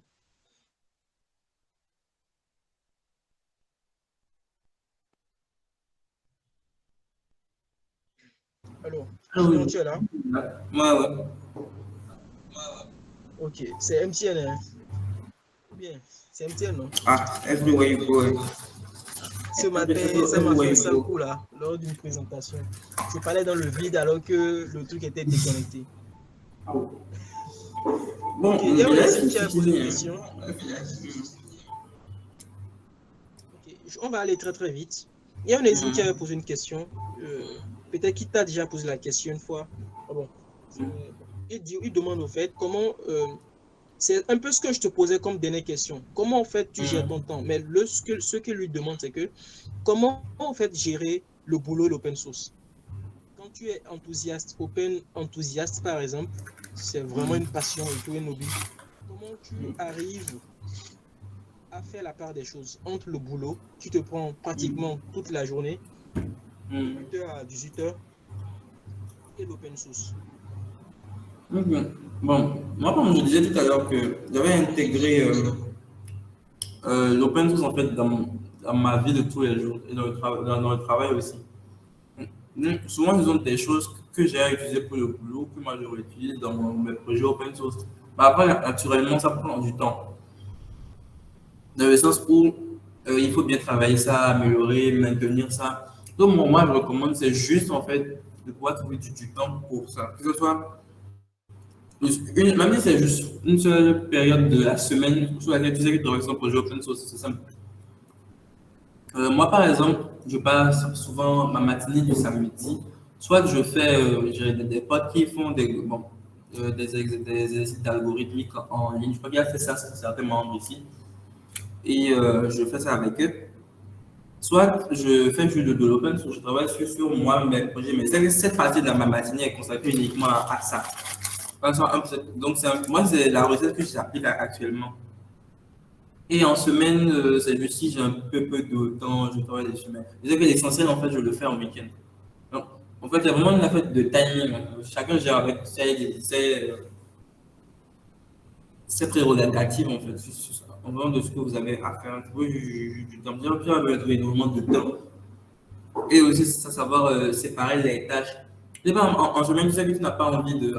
Après, c'est un projet personnel. Si en semaine, tu trouves que tu travailles toute la journée, et que tu écris du code toute la journée, bah, pourquoi la soirée seulement tu ne consacres pas ça à écrire la documentation pour ton projet, par exemple, tout simplement. Tu ne te connais pas sur le code, mais tu fais uniquement la documentation. Ou écrire des structures. Il faut juste trouver l'équilibre. Si toute la journée tu as écrit du code, pas la peine de vouloir encore écrire la soirée. Tu peux écrire un article sur ton propre papier. Ça, il y a des gens qui font ça aussi. Il n'y a pas de souci. Je sais que le week-end, une partie du week-end, tu vas déléguer ça en fait pour travailler de façon plus hardcore sur le produit en lui-même. Mais voilà quoi. Le reste du temps, travailler sur le produit, c'est pas seulement écrire du code, ça peut être juste parler du code à des gens, faire découvrir le code ton projet à des gens, etc. Agréer la communauté. Il n'y a pas que le code aussi dedans. Donc, du coup, aussi, essayer de trouver la balance entre en fait, ces deux parties en fait. Donc, c'est un peu ça. D'accord, je ne sais pas, Onésime, si tu as eu un élément de réponse à ta question. Si tu as des pistes pour pouvoir améliorer un peu ta gestion en termes de boulot d'open source. Euh, je pense que, bon, c'est, c'est pas totalement satisfaisant comme réponse. Je pense que quand on est freelance, c'est plus facile de faire de l'open source parce que tu utilises peut-être plus de temps pour pouvoir faire des contributions. Mais ça dépend de ce que tu veux apporter comme contribution. Si c'est juste, je sais pas moi, fixer un bug que tu as trouvé quand tu utilises une librairie, par exemple, là, c'est très simple. Ça va pas te prendre peut-être trop de temps si c'est un petit truc. Si c'est un paquet, tu as une idée de package ou tu as une idée de projet que tu veux partager avec des gens, prendre le temps de développer tout le projet en semaine alors que tu as peut-être un boulot. C'est, c'est pas évident, quoi, tu vois. Donc, je sais pas. Peut-être il y a des personnes qui ne font que ça, quoi, et ils gagnent leur vie à partir de l'open source. Je ne sais pas comment ça se passe, mais pour moi, c'est pas évident quand tu as vendu pratiquement toute ta semaine à un employeur de pouvoir disposer du temps pour pouvoir faire aisément, enfin, faire quelque chose de potable dans l'open source parce que c'est bon de contribuer, mais les contributions doivent être, une contribution, ça doit être pertinente, quoi, tu vois. Si c'est juste pour faire un petit commit, un petit truc, pour moi, c'est pas intéressant. Pour moi, ça ne sert à rien alors cette journée-là de faire un commit. Si c'est juste pour faire un petit truc enfin, qui ne va pas apporter un plus-value à des gens, quoi, tu vois. Du coup, si c'est quelque chose que les gens voient et disent, eh, tiens, c'est intéressant ce repo, si je le prends, je peux le réutiliser peut-être après, tu vois. Donc, ce genre de truc, faire ce genre de truc, ça prend énormément de temps. Donc, je pense que si on est freelance, je vais revenir sur ce que j'ai dit tout à l'heure, si on est freelance, c'est plus facile. Si on est employé, on travaille pour une entreprise à plein temps, là, c'est de plus en plus difficile. Peut-être le week-end, on peut vraiment faire quelque chose. Donc, c'est mon avis, au fait. C'est ce que je pense. À moins que on veut juste faire des commits. Juste pour faire quoi, tu vois. Ok, déjà, merci pour ton apport. Bon, tu n'étais pas là. Junior parlait du fait que l'open source, au fait, c'est l'envie que tu as d'apporter quelque chose. Ok. C'est cette envie que tu as d'apporter. Donc, la contribution peut être mineure comme majeure. Comme l'a dit Junior, si tu tombes sur une documentation et qu'il n'y a pas un commentaire et que c'est le résultat juste qui est affiché, le seul fait de juste commenter, au fait, le code, ça peut aider quelqu'un. C'est pas forcément rajouter une fonctionnalité euh, de ce que j'ai compris de son partage, ce n'est pas forcément ça de l'open source. L'open source, ça peut se faire autrement. Ça peut se faire en corrigeant, par exemple, des fautes d'orthographe, en corrigeant, par exemple, en rajoutant des commentaires. Ça peut être, c'est comme une contribution. Quelqu'un est décédé, moi je décide de donner 1000 francs, d'autres 5000. Chacun contribue à sa façon, chacun pose la pierre à sa façon. Maintenant, je ne suis pas dans votre monde de l'open source, mais je pense quand même que on peut toujours faire la part des choses. Oui, même de logo, oui, voilà. On peut toujours faire la part des choses. Il y a Akadis qui disait dans l'une des mythes qui s'est déroulé dans cette émission de discussion entre devs, il disait que le développeur, en réalité, il a 8 heures de temps à faire en entreprise, mais après ces 8 heures de temps à faire en entreprise, il se doit aussi de se donner du temps pour lui-même. 4 heures de temps minimum. Si tu as 8 heures de temps, si tu passes 8 heures de temps en entreprise et que tu as fini, ces 4 heures de temps, tu peux les consacrer pour ton open source. Comme l'a dit Junior, lui ne passe pas son temps à peut-être suivre des tutoriels, des trucs comme ça. Si l'open source est devenu comme sa vie, au fait, c'est une seconde vie, au fait. Donc, du coup, il préfère apprendre dans l'open source. Il préfère passer ça, il préfère, au fait, passer du temps sur GitHub pour apprendre de nouvelles choses que d'aller regarder des tutoriels. Donc, si peut-être les soirs, tu avais prévu peut-être lire la documentation de ceci, tu peux profiter de ces 4 heures de temps, au moins ces 4 heures de temps pour travailler sur tes projets. Donc, si tu rentres à 18 heures, tu peux travailler 4 heures encore sur tes projets tous les jours. Peut-être les week-ends, tu peux faire des exceptions. Moi, je pense quand même que c'est possible avec ce que Junior a expliqué. Tout dépend en fait de tes objectifs. Si tu as des gombos à gérer, tu dois faire quoi? En fait, c'est là en fait ça devient compliqué. Ça devient compliqué lorsque tu as beaucoup de choses. Tu dois monter en compétence, tu as des gombos à gérer, tu as des... le boulot est assez stressant où tu dois délivrer des choses, où tu dois faire des heures supplémentaires. Là, ça devient compliqué. Mais quand c'est smart, c'est-à-dire tu, tu peux vraiment rester dans la 8 heures de temps du boulot, rentrer chez toi, tu peux te donner 4 heures, 3 heures de temps pour bosser sur ton projet open source, que ça soit volumineux ou pas. Ce qui est sûr, tu travailles là-dessus pratiquement tous les jours, tu consacres au moins 2 heures là-dessus, tu peux faire la revue de code, tu peux écrire des articles, etc., etc. Donc, je ne suis pas dans votre monde et j'estime que je n'ai peut-être pas donné une très, très belle réponse. Voilà. Voilà ce que moi je pense quand même de la situation, tout simplement. Et c'est aussi un sacrifice. Voilà, c'est aussi un sacrifice. Donc, c'est à toi de voir vraiment ce que tu veux vraiment, en fait. Si tu veux vraiment te mettre là-dedans. Donc, voilà. Voilà un peu ce que moi je peux dire, hein. C'est vous les experts de l'open source, les deux grands. contributeurs open source du Bénin, Junior Medenou et Léo Enezim, qui sont là ici présentement avec nous, et aussi d'autres personnes qui sont là que je ne connais peut-être pas. Voilà un peu ce que moi je peux dire. Voilà. Ok. Bon, je pense que. Ok, Loïc a levé la main. Rapidement, Loïc. Oui. Bon, déjà, moi, j'aimerais savoir si, bon, pour ceux qui font de l'open source, hein, si vous utilisez des outils pour rédiger les documentations et autres.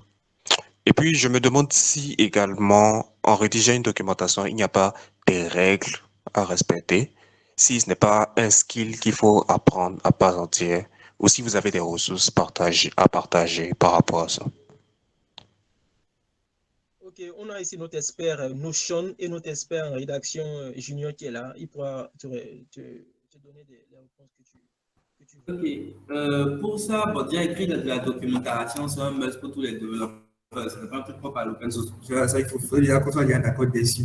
C'est pas l'open source. Normalement, écrire de la documentation, que ce soit dans le code, ou dans les readme, ou dans la façon dont vous rédigez les commits, ou vous faites beaucoup de requests. C'est quelque chose que tout développeur doit savoir faire. Il y a donc des règles à avoir qui ne sont pas que propres à l'open source. Donc, ça va être un.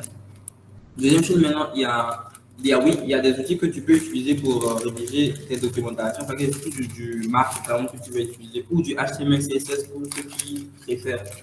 Moi, par exemple, j'utilise beaucoup, bon, depuis un peu, j'utilise Notion parce que Notion, littéralement, tu écris tes articles, tu écris ta documentation, tu fais la mise en forme visuellement et tu peux exporter en Markdown et c'est tout. Donc, moi, c'est ce que je fais. Ou j'ai une extension VS Code que j'utilise aussi. Attends, je vous montre ça. Hum, je ne sais pas si je vais retrouver ça, hein. Euh, je viens. Voilà. Voilà, je vais retrouver ça. Voilà. Moi, j'utilise donc des extensions dans VS Code, surtout pour rédiger mes readme. Par exemple, cette extension-ci, je vais la retrouver. Je ne sais même plus c'était quoi, mais je vais retrouver le nom. C'était euh, les Word, Markdown.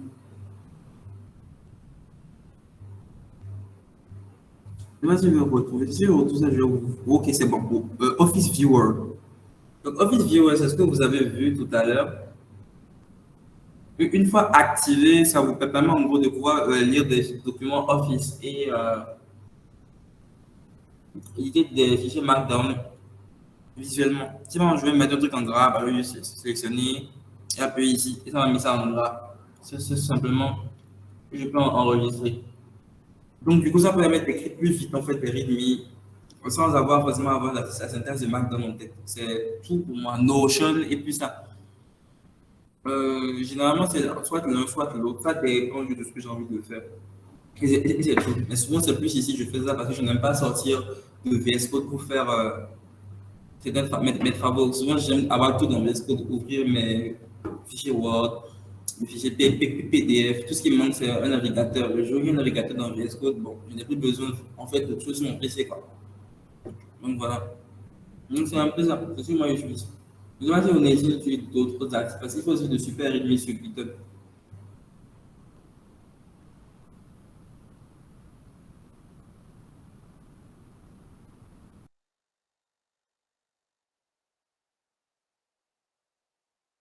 Ok, il y avait quelqu'un qui posait une question. Là, c'est sur la dernière question. À toi de voir si c'est assez volumineux ou pas. Il demandait si open source versus open data. Est-ce que tu peux nous en parler rapidement? Bon, ok, ça y a pas de Tu souci. penses que c'est lourd? Non, ça c'est sympa pas lourd. L'open data d'abord sont juste des données plus ou moins réalistes sur certaines thématiques qu'on peut retrouver gratuitement en ligne, en open source. Ceux qui font souvent du machine learning et qui ont besoin de datasets. Je crois qu'il y a des repos sur GitHub, par exemple, où vous pouvez récupérer des banques datasets.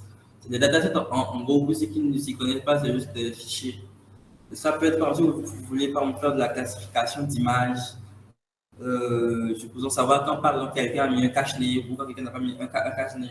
Il y avait Kevin Degela, le groupe Python Bénin, qui a par exemple un repo sur lequel il avait collecté une banque de données pour pouvoir faire des comparatifs. Donc, il y a donc l'open data, c'est que la data qu'on s'autorise en fait à rendre plus publique. Je pense que le gouvernement français a une plateforme qui est dédiée à ça pour les données relatives à la France, mais ce ne sont pas des données sensibles, quoi. Ce n'est pas, on ne va pas par exemple mettre les noms des cartes bancaires des personnes en open data, mais on peut plus mettre des informations sur par exemple, des régions, des communes, sur l'import-export dans le pays, pour qu'on puisse siphonner, pour faire des prédictions, etc., etc.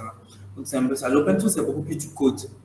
Donc, ce sont des projets, ce sont des plateformes, c'est vraiment du code qui est mis à disposition. Et dans l'autre des cas, il y a des licences aussi pour les utiliser.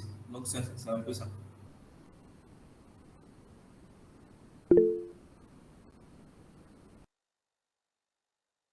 Ok, ok, on résume rapidement. Je crois aussi qu'il y a de l'open data disponible sous forme d'API, si je ne me trompe, Junior. C'est-à-dire qu'il y a des API qui sont disponibles que tu peux utiliser pour pouvoir récupérer de la data que tu veux exploiter dans ton application, par exemple. Donc, c'est juste ça que je voulais rajouter. Ok, super. Alors, les amis, c'est tout pour ce mix. Junior n'était pas d'accord avec moi quand je lui disais qu'on pouvait aller à 3 heures. Lui-même, il est en train d'expérimenter la chose avec moi. Ou bien, Junior, tu n'étais pas du tout convaincu.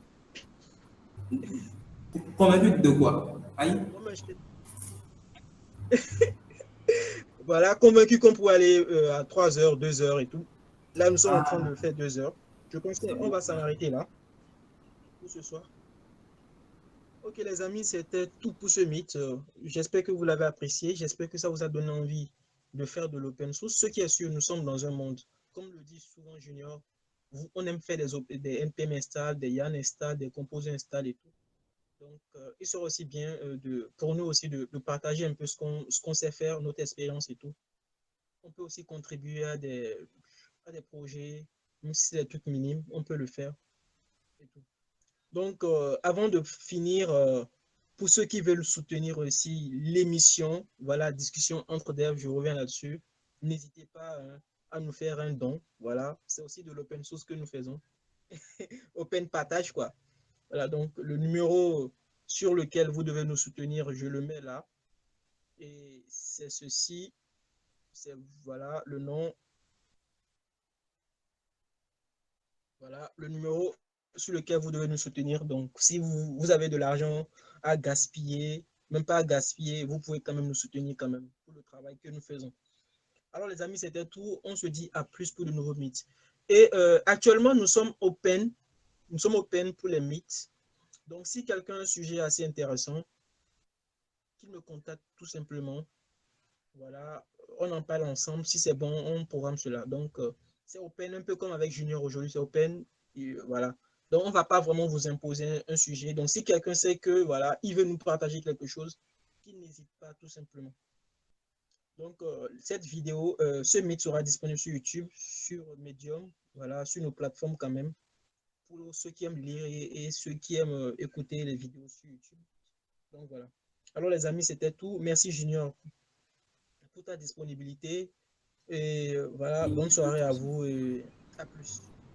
Bonne soirée à vous tous. Et n'oubliez pas de nous soutenir. Voilà, n'oubliez pas de nous soutenir.